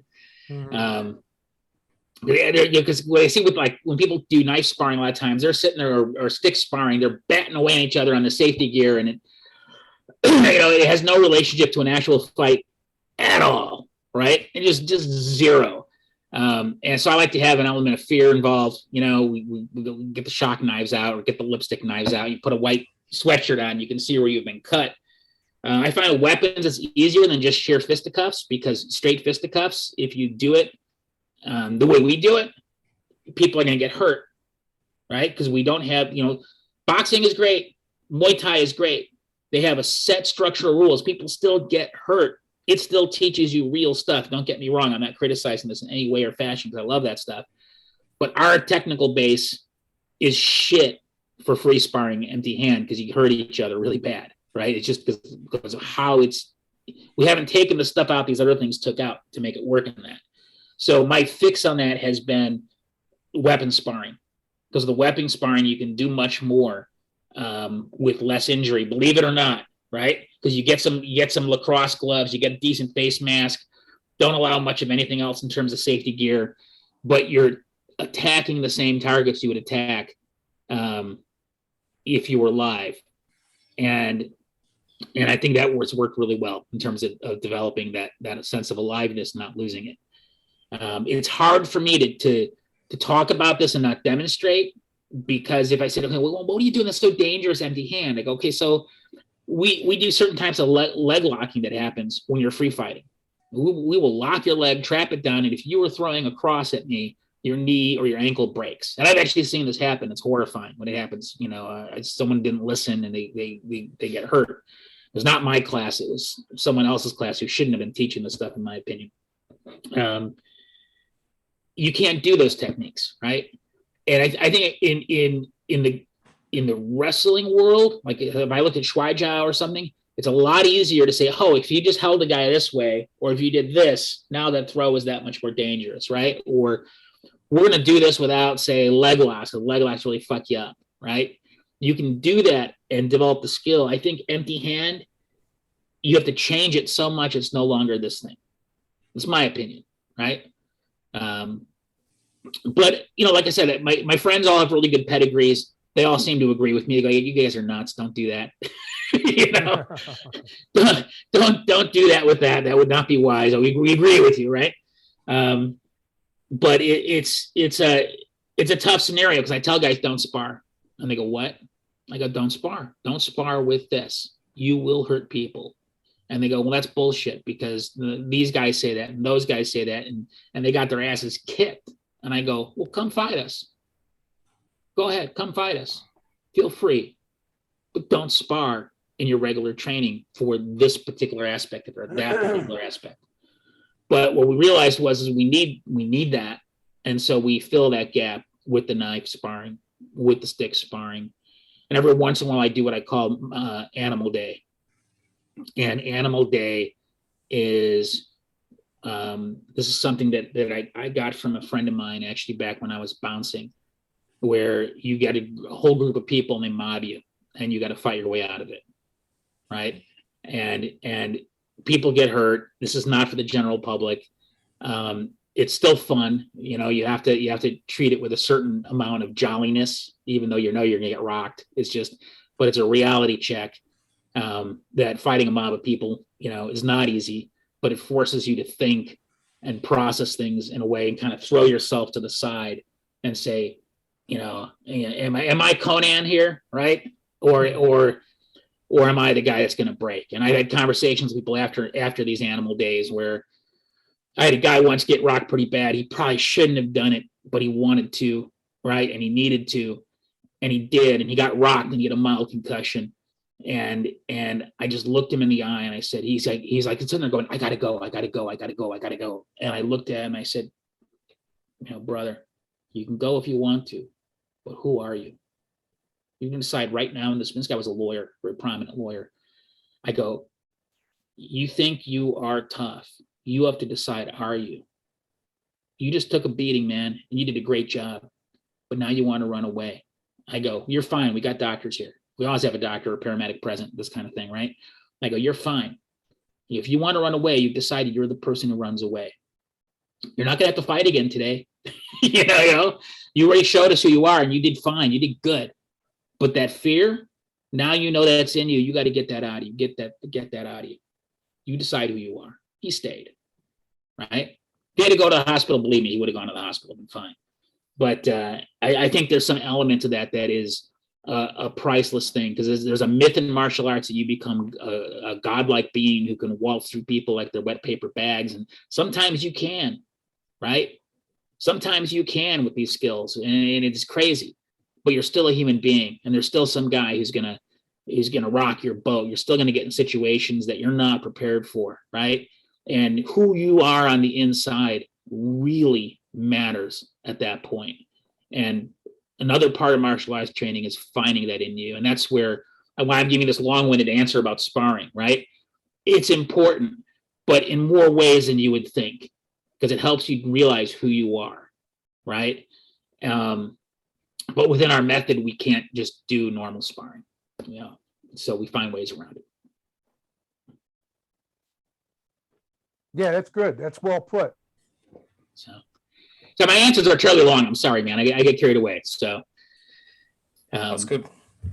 That seems to be a common theme with a lot of the guys we talk to, is they integrate more like situational sparring. And I find that to be really beneficial. Even with the grappling training, we basically do that, and I get a lot out of that. It has a lot to it. Like, and one thing we did traditionally, right? And this is fun. You guys might do this too, where you might have someone demonstrating something or practicing technique, and I randomly have students attack them from a different angle, right? And different stuff. Or we have guys sparring, and we send 2 other guys in there, right? Maybe just attack one of the guys, not both, right? Or both. And it really shakes things up. It makes you think. So, but that's not for the beginners. You got to implement that, Tony. Maybe we'll randomly attack Joe in one of the training sessions. I'd love that. But I mean, it's to your point though, it's true, because we often talk about this, is that in single one-on-one sparring, or it becomes artificial, and in the real world you've got to be cognizant of the rest of the world. There's allies may come up, or even people are trying to separate the fight, and if you're 100% focused just on the man in front of you, you've got blind spots, and it's a real landscape concern. Yeah, The landscape's huge. It is, and so many people just don't. I don't even want to get into it, because but they're missing out on the bigger picture, which is reality. That's just not reality based. And the clothing that you wear, all of it, it plays into it. There's enough to learn and to train a lifetime without trying to artificially create techniques that are 1 in a million, right? Help you win according to the rules, right? Huh? Or help you win according to the rules. Right. That's the one thing about all of my training has always been, there's no such thing. You'll never hear that's against the rules in this place. You'll never hear that, because there isn't such a thing. So, that's what your style is, or the other styles claim that too. But we train as high impact and as vicious as humanly possible without crippling someone, like Right. really plucking their eyeball out or something. But yeah, it's just the whole, and it's not for everybody. This kind of training isn't for everybody. All right. And that stuff I was just talking about, I have a bunch of guys who've never seen that. Sure. And that's on purpose, right? Because not everyone's going to do that. That's the unfortunate truth. Everyone probably gets some taste of it, but the guys who are out there, flying my flag, they've done this stuff, right? They're comfortable with it. But there's not everyone can do everything. It's reality. I could tell you about my time trying capoeira. It was hilarious. I do not have rhythm, like in that way at all. Not everyone's meant to do everything. But yeah, I mean, there are all these different lines, and I think the great thing about this modern era is that a lot of artificial structures that kept people from finding truth, on the fighting floor, got knocked down. The bad thing is other new structures got built up around that, right? And you have to balance those things. And these discussions that we're having today, that this line we're trying to find between these two things, between aliveness and practicality and reality, this is not a new discussion, right? In the East, you can dig in, you can find guys like Wenjing Zhai and Changdong Cheng who discuss these things way back in the day, right? Gano Jigaro in Japan. And in the West, it was all around fencing. And these conversations happened in the 16th, 17th century. And I guarantee you there were boxing gyms that had these discussions. There were wrestling clubs that had these discussions. And it's not an easy answer to get. And then also I think people also get lost in this. Now, Rick keeps talking to me, Rick Solo, about how he wants to be able to get different people together because he feels that's been lost. Everyone starts to silo. Like he wants to have like a day where like my guys in Chicago and like guys like you and his guys and some FMA guys and stuff would just get together to train together, right? Without any of the filters or issues, because that kind of stuff used to happen.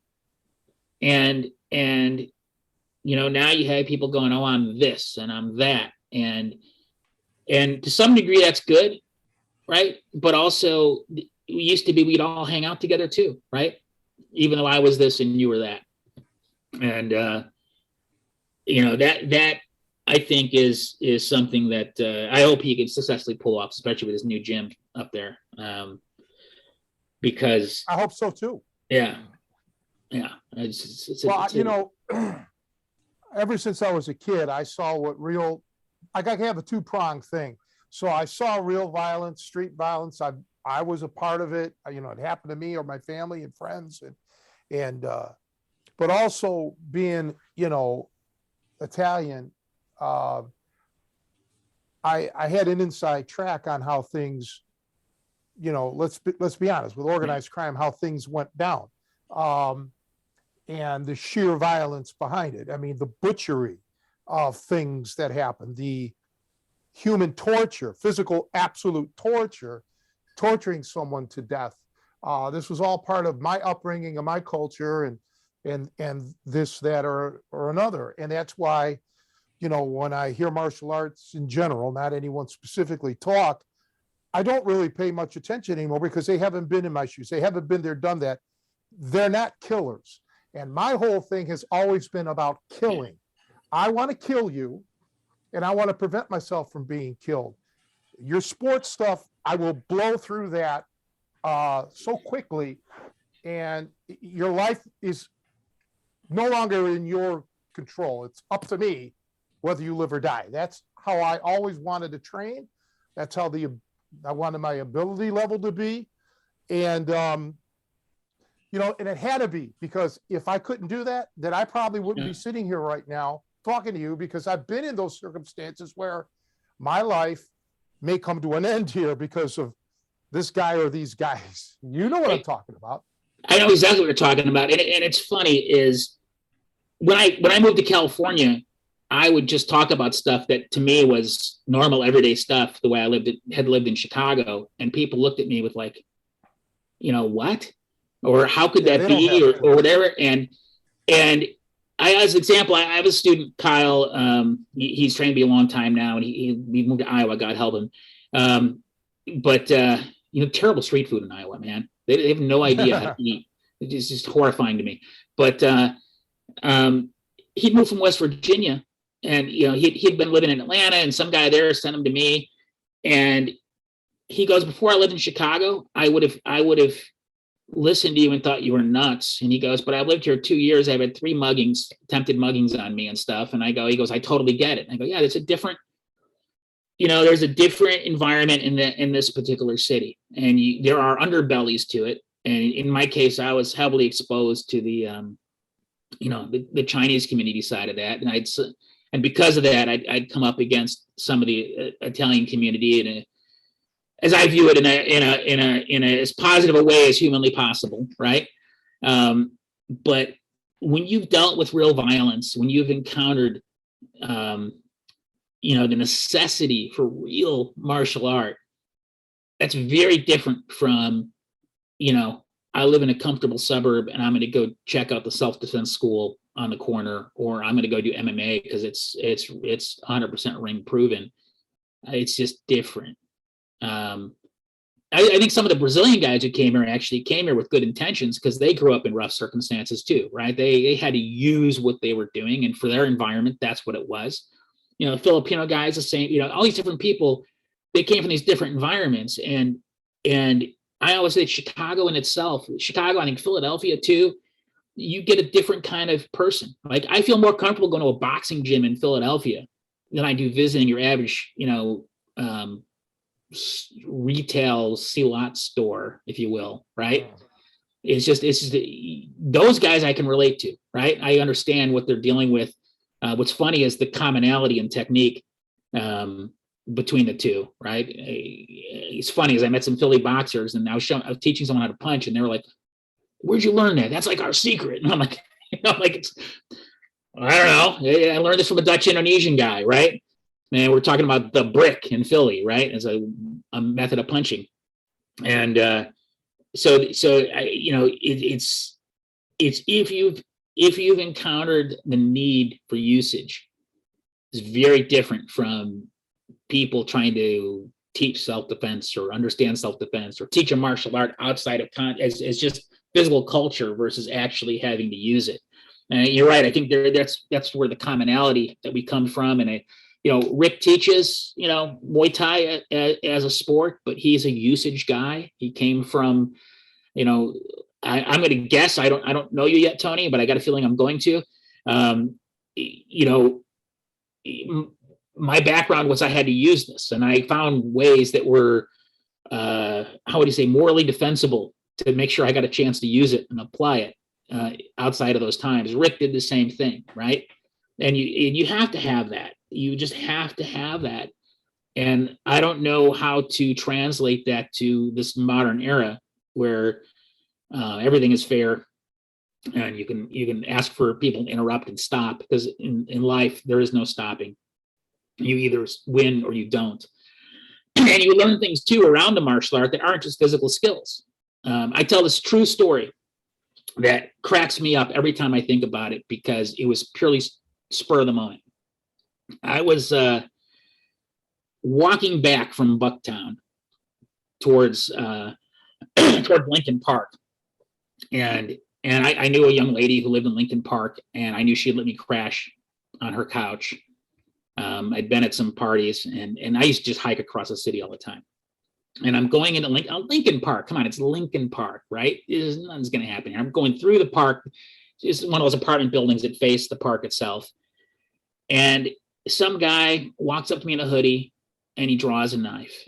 And I looked at him, and I smiled like he was the long lost friend I hadn't seen. I go, "That is so fucking cool. Can I see that?" And I put my hand out, and he handed me his knife. And then he looked at me, and I looked at the knife, and I said, "Give me your wallet." And he goes, "What?" I said, "Give me your wallet." No way. And he gave me his wallet, and I looked at his ID, so I want to know who he was. And he got $20 here. I go, "You're buying me a pancake. Come on, let's go."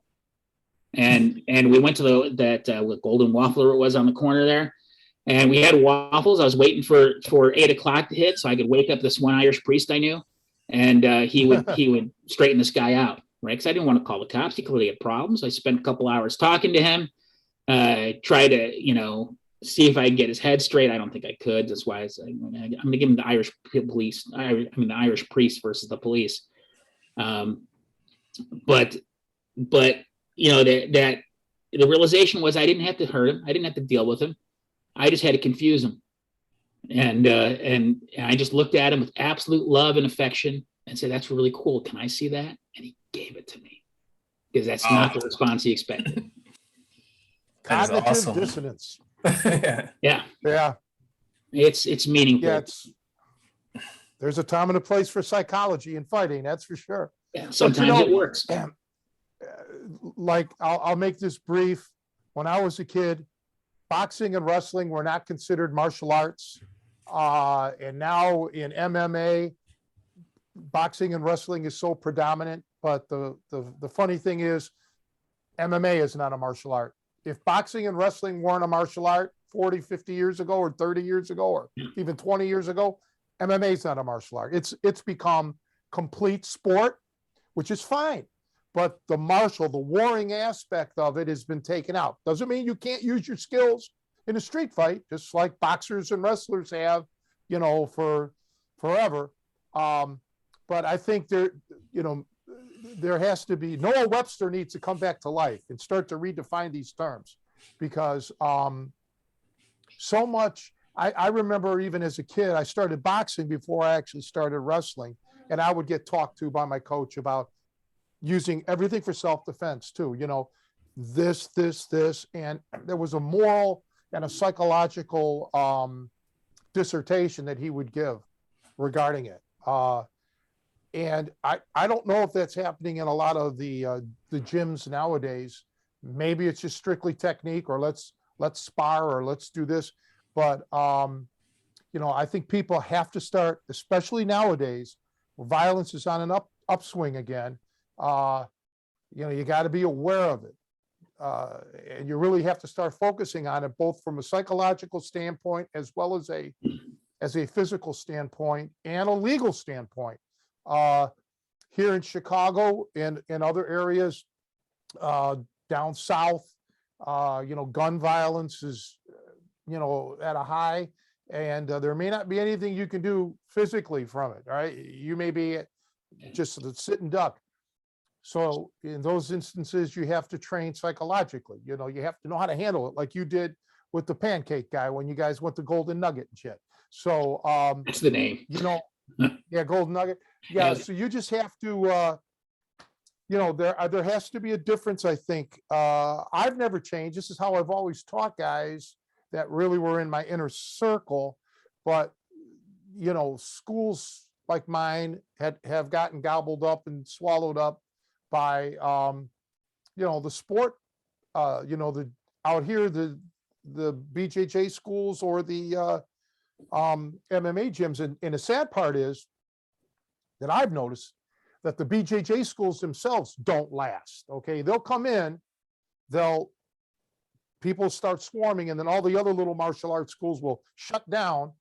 And then like a year or two later, the BJJ schools fold up too. So that shows me a couple things. I mean, the interest really isn't like there. I think you mentioned it earlier about paying your instructor, and people can go on YouTube.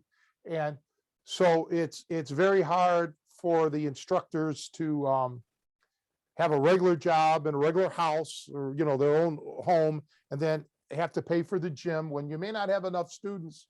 And even many years ago, I remember talking to Fred Degerberg about this, how he's like, I make nothing from like the fighter guys, nothing. Yeah. It's all about family and kids. You got to have kids to keep this gym open. So there's a business aspect to it that a lot of people aren't aware of. Yeah, and it's interesting. Is I spent I'm a marketing guy by trade, right? I've been involved in all sorts of crazy stuff. In fact, I guarantee you, I'm probably the most widely read author you ever read. If you ever read your fucking credit card statement, I probably designed that thing a long time ago, right? So it's I attended some seminars on martial arts business. I thought, I'd like to open a gym. I'd like to set this up so my students could do this, and we should be able to popularize this. I'm thinking, not realizing how fucking crazy I sound to the average person. And I listened to these guys, and they're very rational, right? They're very rational businessmen running these schools. Well, the first model I saw was this new model. It would basically turn you into an unlicensed daycare center. I'm like, well, I'm not doing that. I'm not. I like kids, but not that much. I'm not really. That's not my focus for martial arts at all. So that's not going to work for me. And then it's like, you'll go run a kickboxing fitness thing, and I go, okay. You look at me. I'm not telling you fitness. I have a shape. It's round. But I'm fit underneath. I mean, I can go work the bag with you, and I can go fight and stuff. But I also, spent my time, like I said, in marketing. We're the guys who have a good time, and I wasn't going to give that up for. Unfortunately, I'm a Central German genotype, so I'm going to eat if I eat a hamburger, I'm getting bigger. It's just the way it is. So I'm not selling you fitness, right? And the old way I used to do it, when someone came in and said, well, blah, blah, blah. I go, well, here, let's try this a little bit. And usually someone will get hurt, and it was never me. And in the old day, that was fine because they'd either join or go away, one of the two. But nowadays, you're just going to get sued, and people are going to get hurt badly because they're just not physical like people used to be. So that doesn't work. And I've seen some clubs that I think do a pretty good job at teaching people how to be a pretty good average martial artist at an amateur level. But they've trimmed things down to the point that it's just not even the same thing anymore. There's this whole science behind it, how you build the curriculum and how you do this and how you do that. And I think good for them, right? For a lot of people, that's their first entry to martial art, and they found a way to get the most people in there and create the most average result, right, out of that, so they can keep that school filled and make money doing it. And I have wrestled with how to do this with the stuff that we do here, and I'm telling you, it can't be done. It's just, it changes it to the point where it's no longer the same thing. It's just not. And I can template my thinking to anything else that I respect.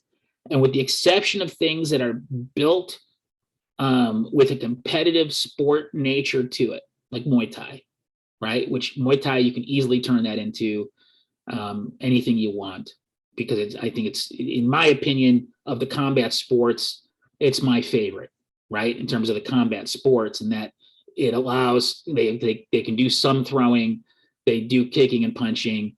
They have this thing, Sanda. I like that a lot too, right? Both of them lack groundwork. That's good. Modern MMA is great when you see it done at a high level. But again, what happens with each of these things is that you start training to fight according to the rules. And the minute you do that, like when I fought Sanda, the first thing I learned was, if I could not, they made you wear headgear in some states because of the rules. And if I knocked that headgear over, you couldn't see, right? Yeah, So all of a sudden, I'm teaching guys how to knock headgear out of the way and stuff, and how to use the limitations of the sport, but it starts changing what the actual martial art is. And maybe there's a good lesson to that in terms of utilitarianism, but you have this dichotomy, you have this frisson, and I think also the impersonal nature of a large school, right? Where you have junior people teaching all the classes, and the guy who's supposed to be skilled isn't really skilled. He's just working on curriculums and stuff in the background. There is something inherently lost in this mass production approach. And maybe we can't make a living being the martial arts teacher, right? But is that a bad thing? Did anyone ever really make a living as the martial arts teacher? I think on rare occasions, maybe. But most of the time it was someone's uncle, someone's grandfather, some guy who was really accomplished. Or it was Abraham Lincoln. Didn't he fight duels? Didn't he fight wrestling matches all the time? Right? Maybe it was just part of the culture, and we need to find a way to bring that back, Daunting. It's a daunting task, but you're right. It's hard to make a living. Like I say, I know guys that do it, and unfortunately, none of them, well, maybe some are thriving, but most of them just get by.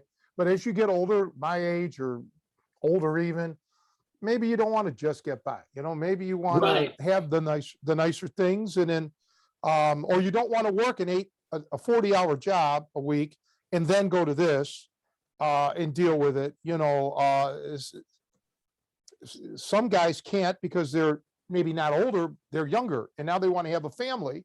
Right. And, you got to be around your family too. So, things.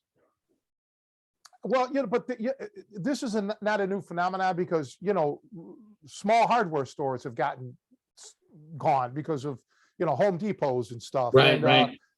Bakeries and, because of Walmart, whatever it is, so it's just the learning to adjust. But all I can do, and I'm sure all you can do, is still be true to yourself. And if you can find those guys or gals that want to learn, if you're a mesh, share your knowledge before it's gone. Because like you mentioned, this judo man down in Texas, when he goes, his system is probably going to go with him. Yeah, and it's a shame because like this guy John Gill, I've been working with him, and what he gets out of what I'm teaching is the body method: how to breathe, how to stand, how to be efficient, how to use your body with authority, right? And these are things that he thought should have been in what he learned, but it wasn't. But then he meets this old judo guy who learned from a pre-World War II judo master, right, in the Japanese embassy in Czechoslovakia, right? And he's talking about how he's breathing and he's doing this stuff. And he goes, oh my God, this stuff's really similar. And I go, well, wait, I think it would be. Because I think cultures may use different analogies, may have different ways of looking at it, but they develop common things. And I think post-World War II, we live in an era where some of the old ways were just lost. Somehow, it was just wiped from our cultural memories, right? And even in the East, you see that to a certain degree. There's this confusion over things. But if you dig deeper and you dig into the past, you see that these things existed. Or you learn from someone, you got lucky, like you did and I did, right? You meet someone who's really skilled, and they carry this with them.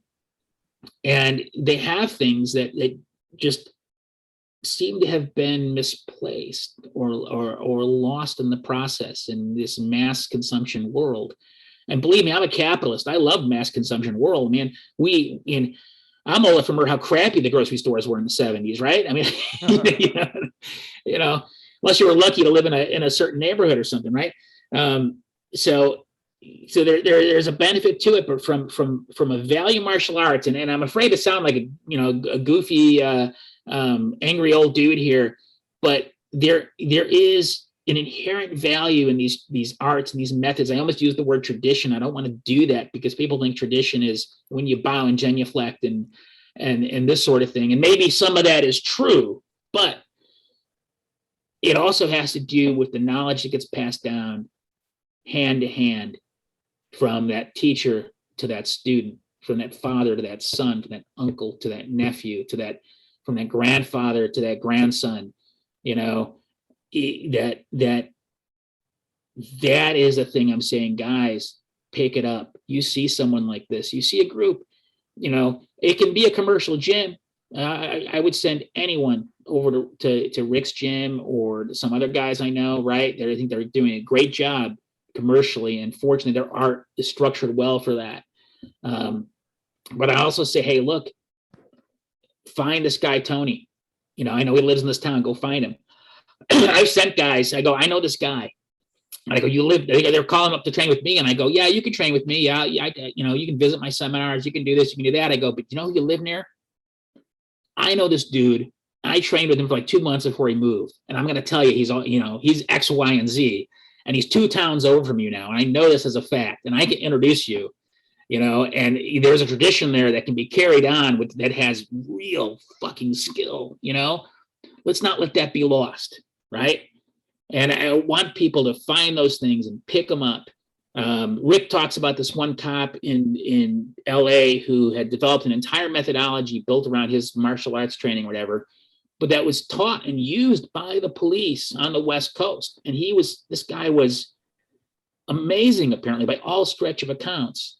And yet his entire method is vaporware now. We know the name of it. There's some pictures. No one really carried it on as its thing or evolved it from where it was, right? It just faded with the guy. And too much of that is happening now, and too much has been lost. And I'm not saying become that encyclopedia, become that guy that just memorizes things for the sake of memorizing things. I'm saying find that teacher, become that guy who can do that thing, right? And if it's the right thing, if it's a good thing, it transforms your life in ways you can't even imagine, right? You'll be able to defend yourself. You'll also be able to handle crazy. Rick, actually, he was on the phone with me once, and I was getting tornado warnings. And I'm from Chicago, so I don't take tornadoes as seriously as I should because I've been in so damn many of them, right? But I'm like, don't worry about it, man. Of course, I was used to Chicago where the sky turns green, right? It's coming because it turns green. That doesn't happen on the East Coast, apparently. I did not know this. So all of a sudden, my phone, I'm talking to him on the phone, my phone shuts off, says seek shelter immediately. You're basically in the fucking tornado. And so I knew there was I couldn't see anymore. The hail's pouring. It's pitch black. I pull on the side road because I knew there were trees over here, there were trees over there, and there was a ditch right there. And first thing, you got to get out of your car if you're right in the tornado, right? So I'm jump out into the hail. I dive in that ditch. There's rain. There's hail pelting me. I grab this fucking tree root, and there's a fucking tornado going over my head, and I'm laughing. This is hilarious. It is a blast. Why? Because I've already had these other experiences. If it kills me, it kills me. That's okay, right? But I'm going to enjoy this right now because I'm having this great fucking experience. The tornado passes. I get up. I throw my shirt in the ditch. I'm covered in mud. I drive around. I come around the corner. There's cars flipped over. There's churches destroyed. There's water shooting up out of the church, right? And I'm just like, it's good to be alive. It is good to be alive. Now, if I had not been toughened by the crazy experiences I had training martial arts, if I had not been taught to have my parasympathetic nervous system to calm down, right, and just accept what's in front of me, I could have been having a panic attack. I could have been crying. I could have been worrying about this or worrying about that. Instead, I was just right there and having a good time. And I was not born that way, right? I was never that guy. If you knew me when I started martial arts, this guy's never going to accomplish anything. He's hopeless, right? I was the worst, right? But you stick with it. You had these experiences. It changes you from the inside out. And I guarantee you, every one of these guys in this call, I can look at you. I know you guys, right? I know who you are because we have something in common there that came from this kind of stuff. And that's what I want other people to pick up and take, I hope they do. So I wish they would too. I mean, that's well put. My sentiments exactly. I couldn't put it into words as eloquently as you, but the only time we cry is when we get one of your credit card bills that you happen to market. You're welcome. That's about it. Shit. Well, guys, we've got to hit the road on this one. This is one of our longer podcasts, but it was enchanting listening to you. Please make sure that you keep in touch with Joe and I, and Joe can pass along my contact info. And hopefully we'll see you when you're in Chicago. Do you have any idea when that might be? Ballpark? I'm ballparking, thinking probably June, because that seems to be my usually birthday's works. in June. When's your? June. Well, we should arrange that. That's. But yeah, we'll go tip a few. Yeah, I can get you into trouble. I'm good at that. So. Do you have, I was going to say before we end things off, do you have a school to plug or, Sure. The website's terrible right now. It's getting updated. StudioGarudaMartialArts.com. That's Garuda. The word Garuda is my club. It's in bad need of an update. We have clubs in several clubs in Texas, Illinois, Iowa, Indiana, California, I think New York, Croatia, right? Small groups. We play this Kuntao Silat. It's fun stuff. We're not as crazy as I sounded during this call. And it's, I know it's not for everybody, but if you have an interest in playing an Indonesian martial art that is meant for usage, right, to be able to defend yourself against not just an enemy that tries to assault you, but from the ravages of life itself, old age, decrepitude, and injury, we'd love to have you, right? So thank you for that. I'm terrible on the promotion part for a marketing guy, but the martial art is my passion. It's not my business. So it's well, Joe will put a link on the description on the YouTube channel. I appreciate that. Yeah, it'll be in the description below, definitely. And again, thanks for making the time. It's fascinating. I think this has opened up kind of a whole new world for us, and we're really happy to have this conversation and help you promote your art. And like you said, keep this knowledge alive. So people out there who are listening, please look them up if this is, if you find this interesting. And like I said, it was great, and I am looking forward to getting together. So yeah, I've been meaning to get together with Rick, and like I said, COVID and everything has been holding us back. So I'm looking forward to like a big class reunion.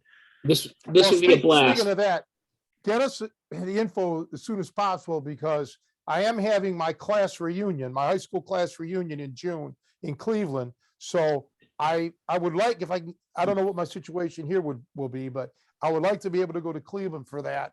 But keep us in the loop. Yeah. I absolutely will. I mean, look, I wasn't kidding. Back in the day, this is like meeting Batman here, Tony. So I'm very excited to connect with you. We'll do it one way or the other. I'll make sure it we'll do happens. this. Yeah. Just All right, we'll communicate. We'll coordinate those dates, but we'll definitely we'll get it done so we can all get together. It'll be a blast. Sounds good. And I'd love to see what you guys are doing. So us too. So it's been a while since we all got together. Awesome. So well, thank see you all. guys next week. Yep. Thank you for being a guest. I appreciate it. Thank you, Nico and Joe. Thank you, We'll see guys. everybody next week. Thanks, Joe. Yeah. All right, goodbye, Awesome.